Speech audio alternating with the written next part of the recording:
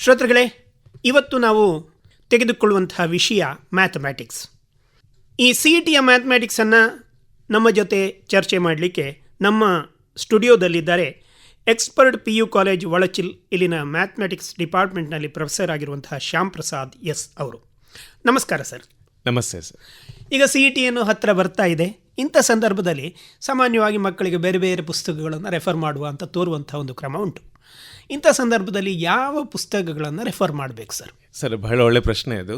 ಯಾಕಂತ ಹೇಳಿದ್ರೆ ಮಕ್ಕಳಿಗೆ ಹೆಚ್ಚಾಗಿ ಕನ್ಫ್ಯೂಷನ್ ಏನು ಅಂತ ಹೇಳಿದ್ರೆ, ಯಾವ ಪುಸ್ತಕ ನಾನು ನೋಡಬೇಕು ಅಂತ ಹೇಳಿ. ನಾವು ನೋಡಬೇಕಾದ ಪುಸ್ತಕಗಳನ್ನು ಕೆಲವೊಮ್ಮೆ ಮಕ್ಕಳು ನೋಡೋದಿಲ್ಲ, ಅದು ಬಿಟ್ಟು ಉಳಿದದ್ದನ್ನು ನೋಡ್ಲಿಕ್ಕೆ ಹೋಗ್ತಾರೆ. ಹೌದು. ಮೇನ್ ಆಗಿ ಮಕ್ಕಳು ನೋಡಬೇಕಾಗಿರುವಂಥದ್ದು NCERTಯನ್ನು.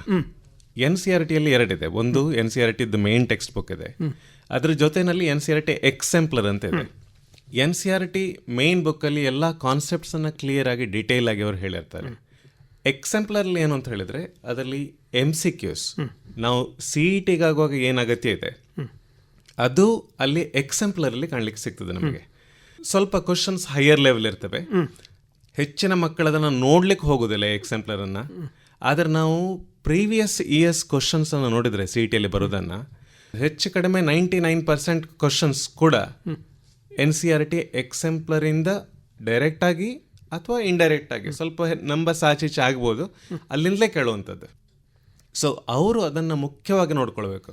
ಅದರಲ್ಲಿ MCQs ಅಂತ ಇರ್ತದೆ, ಶಾರ್ಟ್ ಆನ್ಸರ್ ಟೈಪ್ ಕ್ವಶನ್ ಅಂತ ಇದೆ, ಲಾಂಗ್ ಆನ್ಸರ್ ಟೈಪ್ ಕ್ವಶನ್ಸ್ ಅಂತ ಇವೆ, ಅದರ ಜೊತೆಯಲ್ಲಿ ಫಿಲ್ ಇನ್ ದ ಬ್ಲಾಂಕ್ಸ್ ಅಂತ ಇದೆ.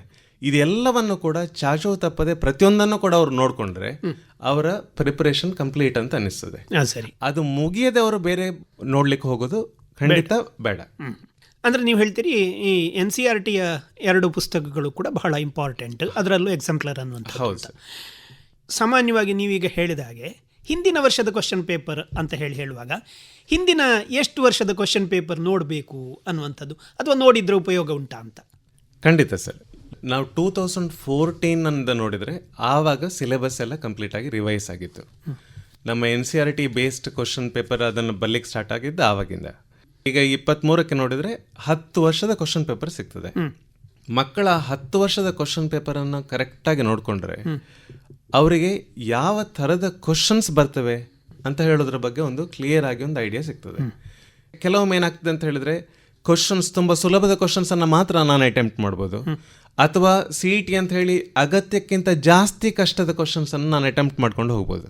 ಹಾಗೆ ಮಾಡಿದ ತಕ್ಷಣ ಯಾವುದೋ ಒಂದು ದಪ್ಪ ಪುಸ್ತಕ ತಗೊಂಡು ಅದರಲ್ಲಿರೋ ಕ್ವಶನ್ಸ್ಗಳನ್ನೆಲ್ಲ ಸಾಲ್ವ್ ಮಾಡೋದಲ್ಲ, ಯಾವ್ದು ಅಗತ್ಯ ಇದೆ ಅದನ್ನು ಮಾಡಬೇಕು. ಅವರು ಅಗತ್ಯ ಇಲ್ಲದನ್ನೇ ಜಾಸ್ತಿ ನಾವು ಫೋಕಸ್ ಮಾಡಿದರೆ ನಾವು ಏನು ಬೇಕು ಅದನ್ನು ಮಾಡೋದಿಲ್ಲ. ಸರಿ, ನಮ್ಮ ಟೈಮ್ ವೇಸ್ಟ್ ಆಗಿಬಿಡ್ತದೆ. ಸೊ ಮಕ್ಕಳಿಗೆ ಕೊನೆಗೆ ಎಕ್ಸಾಮ್ ಬರೆಯುವಾಗ ನಾನು ಅದನ್ನು ಮಾಡಿದರೆ ಒಳ್ಳೇದಿತ್ತು, ಇದನ್ನು ಮಾಡಿದ್ರೆ ನನಗೆ ಗೊತ್ತಿತ್ತು ಈ ಕಾನ್ಸೆಪ್ಟ್ ಅಂತ ಬರುವಂಥ ಆ ಭಾವನೆ ಬರ್ಲಿಕ್ಕೆ ಸ್ಟಾರ್ಟ್ ಆಗ್ತದೆ. ಅದು ಪರ್ಫೆಕ್ಟ್ ಆಗಬೇಕು ಅಂತ ಹೇಳಿದ್ರೆ ಖಂಡಿತವಾಗಿ ಅವರು ಕಳೆದ 10 ವರ್ಷದ CET ಇದನ್ನು ನೋಡಿದರೆ ಧಾರಾಳವಾಗಿ ಸಾಕು. ವೆಬ್ಸೈಟಲ್ಲಿ ಇದೆ, ಅವರ ವೆಬ್ಸೈಟಲ್ಲಿ ಇದೆ. ಅದ್ರ ಜೊತೆಯಲ್ಲಿ ಬೇರೆ ಬೇರೆ ಪುಸ್ತಕಗಳು ಇವೆ, ನಮ್ಮ ಹಳೆ ಕ್ವಶನ್ಸನ್ನೆಲ್ಲ ಸೇರಿಸಿ ಮಾಡಿರುವಂಥದ್ದು ಪುಸ್ತಕಗಳು ಕೂಡ ಇದ್ದಾವೆ. ಸಾಮಾನ್ಯವಾಗಿ ಸಿಸ್ಟಮ್ಯಾಟಿಕ್ ಆಗಿ ಒಂದು ಸ್ಟಡಿ ಮಾಡುವುದು ಬಹಳ ಇಂಪಾರ್ಟೆಂಟ್ ಅಂತೆಲ್ಲ ಹೇಳ್ತಾರೆ. ಈಗ ಈ CETಗೆ ಸಿಸ್ಟಮ್ಯಾಟಿಕ್ ಸ್ಟಡಿ ಅಂದರೆ ಮಾಡಬೇಕಾ ಹೇಗೆ ಅನ್ನೋದು? ಈಗ ಸಿಸ್ಟಮ್ಯಾಟಿಕ್ ಸ್ಟಡಿ ಅಂತ ಹೇಳುವಾಗ ಅದ್ರ ಜೊತೆಯಲ್ಲಿ ಇನ್ನೊಂದು ಪಾಯಿಂಟನ್ನು ನಾನು ಇಲ್ಲಿ ಬಯಸ್ತೇನೆ. ನಾನು ಫಸ್ಟ್ PUC ಮತ್ತು ಸೆಕೆಂಡ್ PUC ಇದಕ್ಕೆ ಎಷ್ಟು ಫೋಕಸ್ ಮಾಡಬೇಕು ಅವರು ಅಂತ ಹೇಳಿ ಅದು ಸಿಸ್ಟಮ್ಯಾಟಿಕ್ ಸ್ಟಡಿನಲ್ಲೇ ಬರ್ತದೆ. ಸರಿ, ಈಗ ಒಟ್ಟು 60 ಕ್ವಶನ್ಸ್ ಇವೆ. ಆ 60 ಕ್ವಶನ್ಸ್ಗಳಲ್ಲಿ ಫಸ್ಟ್ PUCಯಲ್ಲಿ ನಾವು ನೋಡಿದರೆ on on average around 15 question ಬರ್ತದೆ ಸರ್. ಸೆಕೆಂಡ್ PUCನಲ್ಲಿ on on average around 45 question ಬರ್ತದೆ. ನಾನು ಒಂದು ಅಂಕಿ ಅಂಶಗಳನ್ನು ಇಡ್ಲಿಕ್ಕೆ ಬಯಸ್ತೇನೆ. ನಾನು 2019ರಿಂದ ನಾವು ನೋಡಿದರೆ 2019 ಫಸ್ಟ್ PUCಯಿಂದ 16 ಕ್ವಶನ್ ಬಂದಿತ್ತು, 2020 14, 21 12, 22 12, 23 13. ಅಂದರೆ ಈಗ ಲಾಸ್ಟ್ ಇಯರ್ ನೀವು ನೋಡಿದರೆ 47 ಕ್ವಶನ್ಸ್ ಸೆಕೆಂಡ್ PUCಯಿಂದ ಬಂದಿದೆ ಅಂತ ಹೇಳಿದ್ರೆ 3:1 ಅಂತ ಹೇಳುವ 1:3 ಹೆಚ್ಚು ಕಡಿಮೆ 1:3. ಅದೇ ನೀವು JEE ನೋಡಿದ್ರೆ ಅದು 50-50 ಆಗಿರ್ತದೆ. ಇಲ್ಲಿ ಹಾಗಲ್ಲ, ಇಲ್ಲಿ ಸೆಕೆಂಡ್ PUCಗೆ ಜಾಸ್ತಿ ಫೋಕಸ್ ಮಾಡ್ತಾರೆ ಅವರು. ಸರಿ, ಈಗ ನಾವು ಸಿಸ್ಟಮ್ಯಾಟಿಕ್ ಸ್ಟಡಿಯ ಬಗ್ಗೆ ಬರುವುದಿದೆ, ಹೇಗೆ ಸ್ಟಡಿ ಮಾಡಬೇಕು ಅಂತ?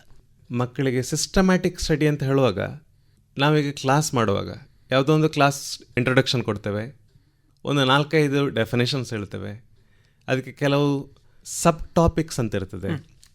ಇದನ್ನೆಲ್ಲ ನಾವು ಸೀರಿಯಸ್ ಆಗಿ ಅವರು ಸೀಕ್ವೆನ್ಷಿಯಲ್ ಆರ್ಡರಲ್ಲಿ ಕೂತ್ಕೊಂಡು ಸ್ಟಡಿ ಮಾಡಬೇಕು ಅಂತ ಲೆಕ್ಕ. ಹಾಗೆ ಮಾಡಿದ ತಕ್ಷಣ ಅವರಿಗೆ ಯಾವುದು ಚಿಕ್ಕ ಚಿಕ್ಕ ಕಾನ್ಸೆಪ್ಟ್ಸ್ ಏನಿದೆ ಮನದಟ್ಟಾಗ್ತದೆ. ಅದಾದ್ಮೇಲೆ ಅವರು ಮುಂದೆ ಹೋಗಬೇಕು ಅಂತ ಹೇಳಿ. ಕೆಲವೊಮ್ಮೆ ಏನಾಗ್ತದೆ ಅಂತ ಹೇಳಿದ್ರೆ ಮಕ್ಕಳು ಚಿಕ್ಕ ಚಿಕ್ಕ ಕಾನ್ಸೆಪ್ಟ್ಗಳನ್ನು ಮನದಟ್ಟು ಮಾಡ್ಕೊಂಡಿರ್ತಾರೆ, ಆದರೆ ಅದನ್ನು ಯಾವ ರೀತಿ ಅವರು ಕನೆಕ್ಟ್ ಮಾಡಬಹುದು ಬೇರೆ ಕಾನ್ಸೆಪ್ಟ್ ಜೊತೆಯಲ್ಲಿ ಅಂತ ಹೇಳುವಂಥದ್ದು ಅದರಲ್ಲಿ ಅಷ್ಟು ಕ್ಲಾರಿಟಿ ಇರೋದಿಲ್ಲ ಅವರಿಗೆ. ಹಾಗಿರುವಾಗ ಅಲ್ಲಿ ಮಕ್ಕಳು ಈ CET ಅಥವಾ ಯಾವುದೇ ಕಾಂಪಿಟೇಟಿವ್ ಎಕ್ಸಾಮ್ ಇರಲಿ, ಅಲ್ಲಿ ಪ್ರಾಬ್ಲಮ್ ಅನ್ನು ಸಾಲ್ವ್ ಮಾಡ್ಲಿಕ್ಕೆ ಅವರಿಗೆ ಕಷ್ಟ ಅಂತ ಅನಿಸುವಂಥದ್ದು ಆ ಕಾರಣಕ್ಕೋಸ್ಕರ ಅಂತ ಹೇಳಿದ್ರೆ ಇದು ಯಾವ ಚಾಪ್ಟರ್ ಇಂದ ಬರ್ತದೆ ಅಂತ ಅನ್ನುವಂತ ಒಂದದು. ಮತ್ತೊಂದು, ಈಗ ಯಾವುದೇ ಒಂದು ಚಾಪ್ಟರ್ ಆದ್ರೂ ಕೂಡ ಸರ್ ಅಲ್ಲಿ ಬೇರೆ ಬೇರೆ ಸಬ್ ಟಾಪಿಕ್ಸ್ ಅಂತ ಇರ್ತದೆ. ಆ ಸಬ್ ಟಾಪಿಕ್ಸ್ ಅನ್ನು ಅವ್ರು ನೋಡೋದು ಸರಿ.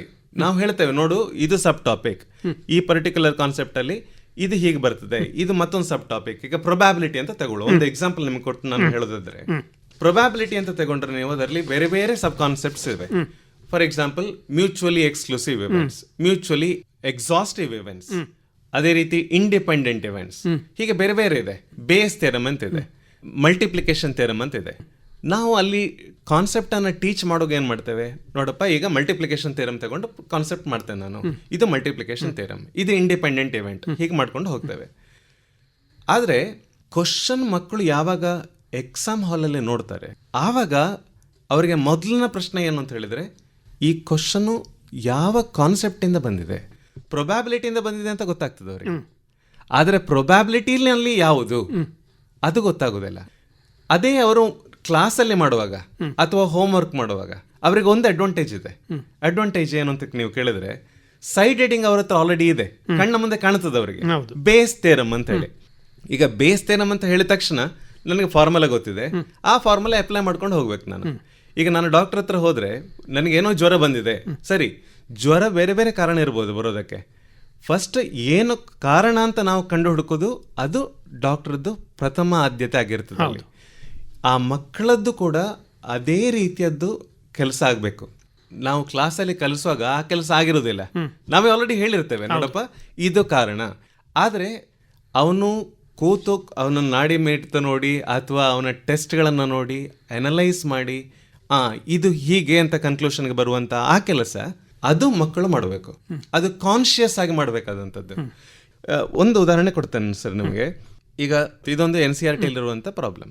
A speaks truth 60% of times, B in 40% of the cases. The probability that they may contradict each other in narrating the same incident is A 60% ಸತ್ಯ ಹೇಳ್ತಾನೆ, B 40% ಸತ್ಯ ಹೇಳ್ತಾನೆ. ಏನು ಪ್ರೊಬ್ಯಾಬಿಲಿಟಿ ಇದೆ, ಇಬ್ರು ಕೂಡ ಕಾಂಟ್ರಡಿಕ್ಟ್ ಮಾಡ್ತಾರೆ ಅಂತ ಹೇಳುವಂಥದ್ದು ಕ್ವಶನ್. ಇನ್ನೊಂದು ಕ್ವಶನ್ ಕೊಡ್ತಾನೆ, a man is known to speak truth 3 out of 4 times. He throws a die and tells he got a 6. Question is, what is the probability that it is actually a 6? ಮೇಲ್ನೋಟಕ್ಕೆ ನೋಡುವಾಗ ಎರಡೂ ಕ್ವಶನ್ಗಳಲ್ಲೂ ಏನೋ ಒಂದು ಸಂಬಂಧ ಇದ್ದ ಹಾಗೆ ಕಾಣ್ತದೆ, ಆದರೆ ಎರಡು ಕಂಪ್ಲೀಟ್ ಆಗಿ ಬೇರೆ ಬೇರೆ ಕಾನ್ಸೆಪ್ಟ್ ಇಂದ ತಗೊಂಡಂತ ಕ್ವಶನ್ಸ್. ಒಂದು ನಾವು ಇಂಡಿಪೆಂಡೆಂಟ್ ಇವೆಂಟ್ ಅಂತ ಹೇಳ್ತೇವೆ, ಎರಡನೇದು ಬೇಸ್ ಥಿಯರಮ್ ಅಂತ ಹೇಳ್ತೇವೆ. ಸೊ ಇದೆರಡೂ ಬೇರೆ ಬೇರೆ. ಆ ಎಕ್ಸಾಮ್ ಹಾಲಲ್ಲಿ ಅವನು ಅದನ್ನು ನೋಡುವಾಗ ಅವನಿಗೆ ಅಲ್ಲಿ ಯಾವುದೇ ಕ್ಲೂ ಇರೋದಿಲ್ಲ. ಅಲ್ಲಿ ಇಂಥ ಕ್ವಶನ್ಸ್ಗಳಲ್ಲಿ ಇದು ಇಲ್ಲಿಂದ ಬಂದಿರಬಹುದು ಅಂತ ಸುಳಿವು ಕೂಡ ಸಿಗೋದಿಲ್ಲ. ಕೆಲವು ಕ್ವಶನ್ಸ್ ಆ ಹಿಂಟ್ ಕೊಡ್ತವೆ, ಕೆಲವು ಕ್ವಶನ್ಸ್ಗಳು ಸ್ವಲ್ಪ ಕ್ರೂರಿ ಆಗಿರ್ತವೆ, ಅಂದ್ರೆ ಯಾವುದೇ ಸುಳಿವು ಕೊಡೋದಿಲ್ಲ. ನಾನೇ ಅದನ್ನು ಹಿಡ್ಕೊಂಡು ನನ್ನ ಅನುಭವದಿಂದ ಅದರ ಮೇಲೆ ಡಿಸಿಷನ್ ತಗೊಳ್ಬೇಕಾಗ್ತದೆ. ಸಿಸ್ಟಮ್ಯಾಟಿಕ್ ಆಗಿ ಸ್ಟಡಿ ಮಾಡೋದು ಕೂಡ ನಾವು ಎಷ್ಟೇ ಒಳ್ಳೇದಂತ ಹೇಳಿದ್ರು ಕೂಡ ಇಂಥ ಸಂದರ್ಭದಲ್ಲಿ ಅದು ಆಕ್ಚುಲಿ ಕರೆಕ್ಟ್ ಅಲ್ಲ. ನಾನೇನು ಹೇಳಲಿಕ್ಕೆ ಹೊರಟಿದ್ದೇನೆ ಅಂತ ಹೇಳಿದ್ರೆ, ಮಕ್ಕಳು ರ್ಯಾಂಡಮ್ ಆಗಿ ಕ್ವಶನ್ ಅನ್ನು ತಗೊಂಡು ಸಾಲ್ವ್ ಮಾಡೋದು ತುಂಬಾ ಮುಖ್ಯ. ರ್ಯಾಂಡಮ್ ಆಗಿ ಒಂದು ಪೇಜನ್ನು ಓಪನ್ ಮಾಡುವಂಥದ್ದು, ರ್ಯಾಂಡಮ್ ಆಗಿ ಯಾವುದೋ ಒಂದು ಕ್ವಶನ್ ನಂಬರ್ ಅನ್ನ ತಗೊಳ್ಳುವಂಥದ್ದು, ಆ ಕ್ವಶನ್ಗೆ ನಾನು ಬೆರಳಿಟ್ಟು ಕ್ವಶನ್ ಅನ್ನ ಮಾತ್ರ ನೋಡಿ ಈ ಕ್ವಶನ್ ಈ ಕಾನ್ಸೆಪ್ಟ್ ಅಲ್ಲಿ ಮಾಡುವಂಥದ್ದು ನನಗೆ ಹೇಳಲಿಕ್ಕೆ ಬರ್ತದ, ಇದನ್ನ ಮೊದಲು ನಾನು ಟೆಸ್ಟ್ ಮಾಡ್ಕೊಳ್ಬೇಕು. ಸಿಸ್ಟಮ್ಯಾಟಿಕ್ ಆಗಿ ಮಾಡಿದ್ರೆ ಖಂಡಿತ ನನಗೆ ಬರ್ತದೆ. ಎಕ್ಸಾಮ್ ಹಾಲಲ್ಲಿ ಸಿಸ್ಟಮ್ಯಾಟಿಕ್ ಆಗಿರುವಂಥದ್ದೆಲ್ಲ ಮುಖ್ಯ. ರ್ಯಾಂಡಮ್ ಕ್ವಶನ್ ಕೇಳುವಾಗ ನನ್ನ ಎಬಿಲಿಟಿ ಎಷ್ಟಿದೆ, ನನ್ನ ಸಕ್ಸೆಸ್ ಅಥವಾ ಫೇಲ್ಯೂರ್ ಅದರ ಮೇಲೆ ಡಿಪೆಂಡ್ ಆಗಿರ್ತದೆ. ಸೊ ನನ್ನ ಅನಿಸಿಕೆ, ಮಕ್ಕಳು ಯಾವಾಗ ಹೀಗೆ ರ್ಯಾಂಡಮ್ ಆಗಿ ಕ್ವಶನ್ ಅನ್ನು ತಗೊಂಡು ನೋಡ್ತಾರೆ ಆವಾಗ ಅವರಿಗೆ ಸಾಲ್ವ್ ಮಾಡಲಿಕ್ಕೆ ತುಂಬ ಸುಲಭ ಆಗ್ತದೆ. ಇನ್ನೊಂದು ಚಿಕ್ಕ ಒಂದು ಎಕ್ಸಾಂಪಲ್ ಕೊಡ್ತೇನೆ ಸರ್. ವೆಕ್ಟರ್ಸ್ ಅಂತ ಕಾನ್ಸೆಪ್ಟ್ ಇದೆ. Collinear. What is the condition that 3 points are collinear? Question number 1. ಎರಡನೇದು, 2 vectors are given, what is the condition that they are collinear? 3 points are collinear ಅಂತ ಹೇಳುವಂಥದ್ದು ಫಸ್ಟ್ PUC ಸ್ಟ್ರೈಟ್ ಲೈನ್ ಅಲ್ಲಿ ಬರ್ತದೆ. ಅದೇ vectors ಅಂತ ಹೇಳುವಂಥದ್ದು ಅದರ ಹೆಸರು ಹೇಳಿದಾಗೆ ಸೆಕೆಂಡ್ PUC ವೆಕ್ಟರ್ಸ್ ಅಲ್ಲಿ ಬರ್ತದೆ. ಎರಡಲ್ಲೂ ಕೂಡ ಸಾಮಾನ್ಯವಾದಂಥ ಅಂಶ ಅಂತ ಹೇಳಿದ್ರೆ ಕೊಲೀನಿಯರ್. ಅಲ್ಲಿ ಎರಡಲ್ಲೂ ಕೂಡ ನಮಗೆ ಕಾನ್ಸೆಪ್ಟ್ ಡಿಫರೆನ್ಸ್ ಇದೆ, ನಮಗೆ ಹೇಳಲಿಕ್ಕೆ ಬರಬೇಕು. ಒಂದಲ್ಲಿ ನಾನು ಸ್ಲೋಪ್ ಅನ್ನು ಫೈಂಡ್ ಔಟ್ ಮಾಡಿ ಚೆಕ್ ಮಾಡುವಂಥದ್ದು, ಎರಡನೇದು ಒಂದು vector is it A multiple of another vector ಅಂತ ಚೆಕ್ ಮಾಡುವಂಥದ್ದು. ಸೊ ಈ ವ್ಯತ್ಯಾಸಗಳನ್ನು ಮಕ್ಕಳು ಮನಗಾಣ್ಕೊಬೇಕು, ಅದು ಮುಖ್ಯ ಅಲ್ಲಿ. ಸರಿ, ಈಗ ಒಟ್ಟು 60 ಪ್ರಶ್ನೆಗಳಲ್ಲಿ ನಾವು ಹೇಳೋದಿದ್ರೆ ತುಂಬ ಸುಲಭದ ಪ್ರಶ್ನೆಗಳು ಎಷ್ಟು, ನೇರ ಪ್ರಶ್ನೆಗಳು ಎಷ್ಟು ಬರ್ತವೆ ಅನ್ನುವಂಥದ್ದು? 60 ಕ್ವಶನಲ್ಲಿ ತುಂಬ ಸುಲಭ ಅಂತ ಹೇಳುವಂಥದ್ದು ಒಂದು ಹೆಚ್ಚು ಕಮ್ಮಿ 20 ಕ್ವಶನ್ ಖಂಡಿತ ಬರ್ತದೆ. ಮಕ್ಕಳಲ್ಲಿ ನೋಡಿದ ತಕ್ಷಣ ಅವರಿಗೆ ಗೊತ್ತಾಗುವಂಥದ್ದು ಫಾರ್ಮುಲಾ ಬೇಸ್ಡ್ ಅಂತ ಹೇಳ್ತೇವೆ ಅಥವಾ ನಾಲೆಜ್ ಬೇಸ್ಡ್ ಅಂತ ಹೇಳ್ತೇವೆ. ಇಂಥ ಕ್ವಶನ್ಸು ಖಂಡಿತವಾಗಿ ಸುಲಭದ ಕ್ವಶನ್ಸ್ 20 ಇರ್ತದೆ. ಇನ್ನೊಂದು 20 ನೀವು ಬೇಸಿಕ್ ಆಗಿ ಸ್ಟಡಿ ಮಾಡಿದರೆ ಖಂಡಿತ ಸಾಲ್ವ್ ಮಾಡ್ಲಿಕ್ಕೆ ಆಗುವಂಥದ್ದು. ಸೊ ಆ 60 ಕ್ವಶನಲ್ಲಿ ಹೆಚ್ಚು ಕಡಿಮೆ ಒಂದು 35 ಕ್ವಶನ್ ಖಂಡಿತವಾಗಿ ಅದು ಸುಲಭದ ಕ್ವಶನ್ಸ್ಗಳಂತಲೇ ಮಾರ್ಕ್ ಮಾಡ್ಲಿಕ್ಕೆ ಹೇಳುವಂಥದ್ದು. ಅದರ ನಂತರ ಡಿಮಾರ್ಕೇಶನ್ ಸ್ವಲ್ಪ ಬ್ಲರ್ ಆಗಿಬಿಡ್ತದೆ. ಅದು ವೈಟ್, ಬ್ಲ್ಯಾಕ್ ಮತ್ತೆ ವೈಟ್ ಅಂತ ನಮಗೆ ಹೇಳಲಿಕ್ಕೆ ಸ್ವಲ್ಪ ಕಷ್ಟ. ಕೆಲವು ಕ್ವಶನ್ಗಳಲ್ಲಿ ಮೋರ್ ದ್ಯಾನ್ ಒನ್ ಕಾನ್ಸೆಪ್ಟ್ ಇರುವಂಥದ್ದು ಇವೆ. ನಾನು ಒಂದೆರಡು ಎಕ್ಸಾಂಪಲ್ ನಿಮಗೆ ಕೊಡ್ತೇನೆ. ನಾನು ಫಾರ್ಮುಲಾ ಬೇಸ್ಡ್ ಕ್ವಶನ್ ಅಂತ ತಗೊಳ್ಳುವ. ಲಾಸ್ಟ್ ಇಯರ್ ಇದ್ದು CET ಅನ್ನು ನೋಡಿದ್ರೆ, CET 2023 ಅದು ನೋಡಿದ್ರೆ ಒಂದು question, length of A cross B whole square plus A dot B whole square is equal to 144. Length A is equal to 4. Then what is the value of length B? ಈ question ಅನ್ನು ಅವನು solve ಮಾಡಬೇಕಿದ್ರೆ ಅವನಿಗೆ ಒಂದು formula ಗೊತ್ತಿರಬೇಕು. Basic formula, ಅದು simple formula ಏನು ಹೇಳ್ತದೆ? Length A cross B the whole square plus length A dot B the whole square is equal to length A square into length B square ಅಂತ ಹೇಳ್ತದೆ. ಅಲ್ಲಿ ಒಟ್ಟು 4 ಅನ್ನೋನ್ಸ್ ಇವೆ. ಒಂದು ಲೆಂತ್ A ಕ್ರಾಸ್ ಬಿ, ಇನ್ನೊಂದು length A dot B, length A, length B. ಈ 4ರಲ್ಲಿ 3 ಕೊಟ್ಟಿದ್ದಾರೆ ಅವರು. ಲೆಂತ್ A ಕೊಟ್ಟಿದ್ದಾನೆ 3 ಅಂತ ಹೇಳಿದ್ರೆ length A cross B whole square plus length A dot B whole square ಎರಡನ್ನು ಒಟ್ಟಿಗೆ ಸೇರಿಸಿ ಕೊಟ್ಟಿದ್ದಾನೆ. ಸೊ ನಮಗೆ ಫೈಂಡ್ ಔಟ್ ಮಾಡಬೇಕಾಗಿರೋದು ಒಂದು ಮಾತ್ರ. ಈ ಫಾರ್ಮುಲಾ ಗೊತ್ತಿದೆ ಅಂತ ಹೇಳಿದ್ರೆ 10 ಸೆಕೆಂಡಲ್ಲಿ ಪ್ರಾಬ್ಲಮ್ ಸಾಲ್ವ್ ಆಗ್ತದೆ. ನಾವು ಹೆಚ್ಚು ಕಮ್ಮಿ 1 ನಿಮಿಷ ಒಂದು ಕ್ವಶನ್ಗೆ ಅಂತ ತಗೊಂಡ್ರು ಕೂಡ ಈ ತರದ ಕ್ವಶನ್ ನೀವು ಕೇಳಿದ್ರಲ್ಲ, ಸುಲಭದ ಕ್ವಶನ್ಗಳು ಎಷ್ಟಿರ್ತವೆ, ಇಂಥ ಕ್ವಶನ್ಗಳೇ ಒಂದು 10-20 ಕ್ವಶನ್ ಖಂಡಿತವಾಗಿದ್ರು ಇರ್ತದೆ. ಇನ್ನೊಂದು ಎಕ್ಸಾಂಪಲ್ ಕೊಡ್ತೇನೆ ನಾನು. ಇದು ಕೂಡ CET 2023 ನಲ್ಲೇ ಕೇಳಿದ್ದು, ಲಾಸ್ಟ್ ಇಯರೇ ಕೇಳಿದ್ದು. If a line makes an angle of π/3 with each of x and y axes, then the acute angle made with z axes. ಇಲ್ಲೂ ಕೂಡ ಒಂದು ಸಿಂಪಲ್ ಫಾರ್ಮುಲಾ ಇದೆ, cos square alpha plus cos square beta plus cos square gamma is equal to 1. ಆ ಫಾರ್ಮುಲಾನ use ಮಾಡಿಕೊಂಡು solve ಮಾಡಬೇಕಾದಂಥ question ಇದು. ಇಲ್ಲಿ ಆಲ್ಫಾ ಕೊಟ್ಟಿದ್ದಾರೆ, ಬೀಟಾ ಕೊಟ್ಟಿದ್ದಾರೆ. ಆಲ್ಫಾ ಅಂತ ಹೇಳಿದ್ರೆ ಏನು? ವಿದ್ಯಾರ್ಥಿಗಳೇ, ನೀವು ಕೇಳೋದಿದ್ದರೆ ಇದನ್ನು ಒಂದು ಪೇಪರನ್ನು ತಗೊಳ್ಳಿ, ಒಂದು ಪೆನ್ ತಗೊಳ್ಳಿ, ನಾವು ಹೇಳ್ತಿರುವ ಹಾಗೆ ಅದನ್ನು ಬರ್ಕೊಳ್ಳಿ, ಆವಾಗ ನಿಮಗೂ ಕೂಡ ಅನುಕೂಲ ಆಗ್ತದೆ. A line makes an angle of π/3 with each of x and y axes. ಅಂದರೆ ಆಲ್ಫಾ ಈಸ್ π/3 ಅಂತ ಆಯಿತು, ಬೀಟಾ ಈಸ್ π/3 ಅಂತ ಆಯಿತು. ನನಗೇನು ಬೇಕು? ಗಾಮಾ ಎಷ್ಟು ಅಂತ ಬೇಕು. ನನ್ನ ಫಾರ್ಮುಲಾ ಏನಿದೆ? cos square alpha plus cos square beta plus cos square gamma equal to 1. ಆ 3ರಲ್ಲಿ 2 ಕೊಟ್ಟಿದ್ದಾನೆ, 3ನೇದನ್ನು ನಾನು ಫೈಂಡ್ ಔಟ್ ಮಾಡಬೇಕು. ಸಬ್ಸ್ಟಿಟ್ಯೂಟ್ ಮಾಡಿ ಸಿಂಪ್ಲಿಫಿಕೇಶನ್ ಮಾಡಲಿಕ್ಕೆ ಪುನಃ ಅರ್ಧ ನಿಮಿಷದಿಂದ ಜಾಸ್ತಿ ಬೇಡ. ಇನ್ನೊಂದು ಎಕ್ಸಾಂಪಲ್ ಕೊಡೋದಿದ್ರೆ, ಇದು 21 ನಲ್ಲಿ ಬಂದಂಥ question. Angle between the lines whose direction cosines are √3/4, 1/4, √3/2. Second one, √3/4, 1/4 minus √3/2. These are 2 lines and these are the direction cosines of the 2 lines. Question is, what is the angle between the 2 lines? ನಾವು ಯಾವ concept ಅನ್ನು use ಮಾಡಬೇಕಿಲ್ಲಿ? Angle between lines. ಅಲ್ಲಿ ಕೊಟ್ಟದ್ದೇನು? Direction of the vectors. ಅದು cos theta, A dot B dot product ಕಾನ್ಸೆಪ್ಟನ್ನು use ಮಾಡಬೇಕು. ನಿಮ್ಗೆ ಗೊತ್ತಿದೆ ವಿದ್ಯಾರ್ಥಿಗಳೇ, A dot B is equal to length A length B cos theta. ಅಲ್ಲಿ ಥೀಟಾ ಅಂತ ಹೇಳಿದರೆ ಆಂಗಲ್, ಇಲ್ಲಿ ಕೊಟ್ಟದ್ದೇನು? Angle itself. So what else you want? Direction cosine. ಅಲ್ಲಿ vector A and vector B are given. Use that dot product and length A and length B. Immediately you get the answer. So ಇಂಥ ಕ್ವಶನ್ಸ್ಗಳು ಖಂಡಿತವಾಗಿ ಒಂದು 10-20 question ಆದರೂ ಇರ್ತದೆ. ಆದರೆ ಇಲ್ಲಿ ಒಂದು ವಿಷಯ ನಾವು ಗಮನದಲ್ಲಿ ಇಟ್ಕೊಳ್ಬೇಕು. ಕೆಲವೊಮ್ಮೆ ಆಬ್ವಿಯಸ್ ಅಂತ ಅನಿಸ್ತದೆ. ನಾನು ಫಾರ್ಮುಲಾ ಅಂತ ಹೇಳಿದ್ದೆ, ಫಾರ್ಮುಲಾ ಬೇಸ್ಡ್ ಅಂತ ಹೇಳಿ ಇದನ್ನೆಲ್ಲ. ಒಂದು ಫಾರ್ಮುಲಾ ಇದೆ, ಇನ್ವರ್ಸ್ ಟ್ರಿಗ್ನೋಮೆಟ್ರಿಕ್ ಫಂಕ್ಷನ್ಸ್ ಅಲ್ಲಿ ಬರ್ತದೆ ಇದು. Sine inverse x plus cos inverse x equal to π/2. ಅದರ ಅರ್ಥ ಸೈನ್ ಇನ್ವರ್ಸ್ ಆಫ್ ಸಮಥಿಂಗ್ ಏನೇ ಆಗಿರ್ಬೋದು, sine inverse of something plus cos inverse of same thing it should be equal to π/2 ಅಂತ ಹೇಳಿ ಅದರ ಫಾರ್ಮುಲಾ. ಈ ಫಾರ್ಮುಲಾವನ್ನು ಯೂಸ್ ಮಾಡಿಕೊಂಡು ಎಷ್ಟೋ ಕ್ವಶನ್ಸ್ಗಳು ಬರ್ತವೆ. ಒಂದು ಪ್ರತಿ ವರ್ಷದಲ್ಲಿ ಅದು ಕ್ವಶನ್ ಅದು ಬರಲಿಲ್ಲ ಅಂತ ಹೇಳಿದ್ರೆ ಅದು CET ಅಲ್ಲ ಅಂತ ಹೇಳ್ಬೋದು ನಾವು. ಅಷ್ಟರ ಮಟ್ಟಿಗೆ ಅದು ಇಂಪಾರ್ಟೆಂಟ್. ಒಂದು ಕ್ವಶನ್ 2020 ಕೇಳಿದ್ರಿ ಈ ಕ್ವಶನ್ ಅನ್ನ. What is the value of cos of sine inverse π/3 plus cos inverse π/3? ಒಬ್ಬ ಸ್ಟೂಡೆಂಟ್ ಅಲ್ಲಿ CET ಅಲ್ಲಿ ಬರಿತಾ ಇರುವಾಗ ಈ ಕ್ವಶನ್ ನೋಡಿದ ತಕ್ಷಣ ಖುಷಿ ಆಗ್ಬೇಕು ಅವನಿಗೆ. Sine inverse π/3 plus cos inverse π/3 ಅವ್ನು ನೋಡಿದಾನೆ, ಕೇಳಿದಾನೆ, 1-2 ಸಲ ಅಲ್ಲ, 10 ಸಲ, 1000, 100 ಸಲ ಕೇಳಿರ್ತಾನೆ ಅವನು. ವ್ಯಾಲ್ಯೂ ಎಷ್ಟು ಅಂತ ಗೊತ್ತು ಅವನಿಗೆ. Sine inverse x plus cos inverse x π/2. ಕಣ್ಣ ಮುಂದೆ π/2ನೇ ಬರ್ತದೆ. ಅಲ್ಲಿ ಕಾಸ್ ಆಫ್ π/2 ಅಂತ ಸಬ್ಸ್ಟಿಟ್ಯೂಟ್ ಮಾಡಿದ್ರೆ 0 ಅಂತ ಆನ್ಸರ್ ಬರ್ತದೆ. ಆಪ್ಷನ್ ಸಿ ಹೇಳ್ತದೆ 0. ಇಲ್ಲಿ ಆಪ್ಷನ್ ಕೊಟ್ಟಿರುವಂಥದ್ದು A-1, B does not exist, option C 0, option D 1. 0 ಅಂತ ಬರ್ದಾಗಿದೆ ಅಥವಾ ಮನಸ್ಸು ಹೇಳುತ್ತದೆ. ಆದರೆ ಅದು ಸರಿನಾ? ಇವಾಗ ನಾನು ಕೇಳ್ತಾ ಇರೋದು. ಎಕ್ಸಾಮ್ ಅಲ್ಲಿ ಆ ಕ್ವಶನ್ ಕೂಡ ಬರೋದಿಲ್ಲ, ಯಾಕಂದ್ರೆ ನನಗೆ ಅದು ಸರಿನೇ ಅಂತ ಅನಿಸ್ತದೆ. ನನ್ನ ಮುಂದೆ ಬ್ರಹ್ಮ ಬಂದು ಕೇಳಿದ್ರು ಕೂಡ ಇಲ್ಲ ಅದು ಕರೆಕ್ಟ್, ಅದು ಯಾಕಂತ ಹೇಳಿದ್ರೆ ನಾನು ಕಲ್ತಿದ್ದೇನೆ ಹಾಗೆ ಅಂತಲೇ ನನ್ನ ಅನಿಸಿಕೆ.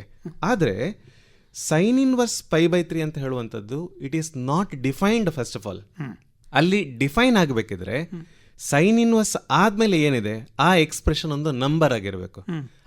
That number should be between -1 and +1. ಈಗ π ಅಂತ ಹೇಳಿದ್ರೆ it is 3.14 approximate value. So 3.14/3 ಅಂದ್ರೆ 1 ಪಾಯಿಂಟ್ ಸಮಥಿಂಗ್ ಆಯ್ತು. ಅಂದ್ರೆ ಸ್ವಲ್ಪ 1ರಿಂದ ಜಾಸ್ತಿ. 1ರಿಂದ ಜಾಸ್ತಿ ಅಂತ ಆದ ತಕ್ಷಣ ಅದರ ಪಕ್ಕ ಕಾಸ್ ಇನ್ವರ್ಸ್ ಇದ್ರೆ ಅದು not defined. Sine inverse π/3 plus cos inverse π/3 ಇದ್ರೂ π/2 ಅಲ್ಲ ಅದರ ವ್ಯಾಲ್ಯೂ. ಅದರ actual answer it does not exist. ಇಂಥ ಏನು ಟ್ರ್ಯಾಪ್ ಅಂತ ನಾವು ಹೇಳ್ತೇವೆ, ಆಂಬಿಗ್ಯುವಸ್ ಕ್ವೆಶ್ಚನ್ಸ್, ಅದು ಆಂಬಿಗ್ಯುವಸ್ ಅಂತ ನಾನು ಹೇಳೋದಿಲ್ಲ ಸರ್. ಅದು ಡೆಲಿಬರೇಟ್ ಆಗಿ ಕೇಳಿರುವಂಥದ್ದು. ಅಲ್ಲಿ ಕ್ಲಾರಿಟಿ ಇದೆ. ಅವನು ಆಪ್ಷನ್ ಅಲ್ಲೂ ಹೇಳ್ತಾನೆ, ನಾಟ್ ಡಿಫೈನ್ಡ್ ಅಂತ ಹೇಳುವಂಥದ್ದನ್ನು ಆಪ್ಷನ್ ಅಲ್ಲೂ ಹೇಳ್ತಾನೆ. ಆ ವಿದ್ಯಾರ್ಥಿ ಅದನ್ನು ನೋಡ್ಕೊಳ್ಬೇಕು, ಸುಮ್ಮನೆ ಕಣ್ಮುಚ್ಚಿ ಅದನ್ನೇ ಮಾಡುವಂಥದ್ದಲ್ಲ. ಅಂದ್ರೆ ಆ ಫಾರ್ಮುಲಾದ ಅಪ್ಲಿಕೇಬಿಲಿಟಿ ಬಗ್ಗೆ ಒಂದು ಯೋಚನೆ ಬೇಕು ಅವನಿಗೆ. ಖಂಡಿತ ಆ ಫಾರ್ಮುಲಾ ಅಲ್ಲಿಗೆ ಅಪ್ಲಿಕೇಬಲ್ ಹೌದೋ ಅಲ್ವೋ ಅಂತ. ಈಗ ನಾವು ಮತ್ತೆ ಇಡೀ ಪ್ರಶ್ನೆ ಪತ್ರಿಕೆಯ ಬಗ್ಗೆ ಮಾತಾಡೋದಿದ್ರೆ ಈಗ ಸುಲಭ, ಹೌದು, ಮೀಡಿಯಂ ಲೆವೆಲ್, ಮತ್ತೆ ಅದು ಅಲ್ಲದೆ ಈ 35 ಅಲ್ಲದೆ ಬಾಕಿ ಉಳಿದ 20-25 ಟಫ್ ಕ್ವಶನ್ಸ್. ಈ ಟಫ್ ಕ್ವಶನ್ಸ್ ಯಾವ ಥರದ್ದು? ಈಗ ಟಫ್ ಕ್ವಶನ್ಸ್ ಅಂತ ಹೇಳಿದ್ರೆ ಅಲ್ಲಿ ಪುನಃ ನಾವು ಬೇರೆ ಬೇರೆ ವಿಂಗಡಣೆ ಮಾಡ್ಕೊಳ್ಬೋದು. ಅಲ್ಲಿ ಕೂಡ ಬೇರೆ ಬೇರೆ ಲೆವೆಲ್ ಇದ್ದ ಕ್ವಶನ್ಸ್ ಕೇಳ್ತಾರೆ. ಒಂದು 2-3 ಕ್ವಶನ್ ಬೇರೆ ಬೇರೆ ಕಾನ್ಸೆಪ್ಟ್ ಅನ್ನು ಯೂಸ್ ಮಾಡಿ, 1ರಿಂದ ಜಾಸ್ತಿ ಕಾನ್ಸೆಪ್ಟ್ ಅನ್ನು ಯೂಸ್ ಮಾಡಿ ಮಾಡುವಂಥದ್ದು. ಇದನ್ನ ಹಾಟ್ಸ್ ಅಂತ ಹೇಳ್ತೇವೆ ನಾವು, ಹೈಯರ್ ಆರ್ಡರ್ ಥಿಂಕಿಂಗ್ ಸ್ಕಿಲ್ಸ್. ಮಕ್ಕಳು ಆ ಕ್ವಶನ್ ನೋಡಿದ ತಕ್ಷಣ ಆ ಕ್ವಶನ್ ಯಾವುದೋ ಒಂದು ಚಾಪ್ಟರ್ಗೆ ಸೀಮಿತ ಆಗಿರೋದಿಲ್ಲ. ಆ ಚಾಪ್ಟರ್ನ ಕಾನ್ಸೆಪ್ಟನ್ನು ಹೇಗೆ ತಗೊಳ್ಳೋದ್ರ ಜೊತೆನಲ್ಲಿ ಬೇರೆ ಯಾವುದೋ ಕಾನ್ಸೆಪ್ಟ್, ಅದು ಸೆಕೆಂಡ್ PUC ನಲ್ಲಿರ್ಬೋದು, ಫಸ್ಟ್ PUC ನಲ್ಲಿರ್ಬೋದು, ಅದರಿಂದ ಹೇಗೆ ತಗೊಂಡು ಕ್ವಶನ್ ಅನ್ನು ಫ್ರೇಮ್ ಮಾಡ್ತಾರೆ. ಒಂದು ಎಕ್ಸಾಂಪಲ್ ಹೇಳ್ತೇನೆ ನಿಮಗೆ. ಈ ಕ್ವಶನ್ CET 2023 ಬಂದಿತ್ತು.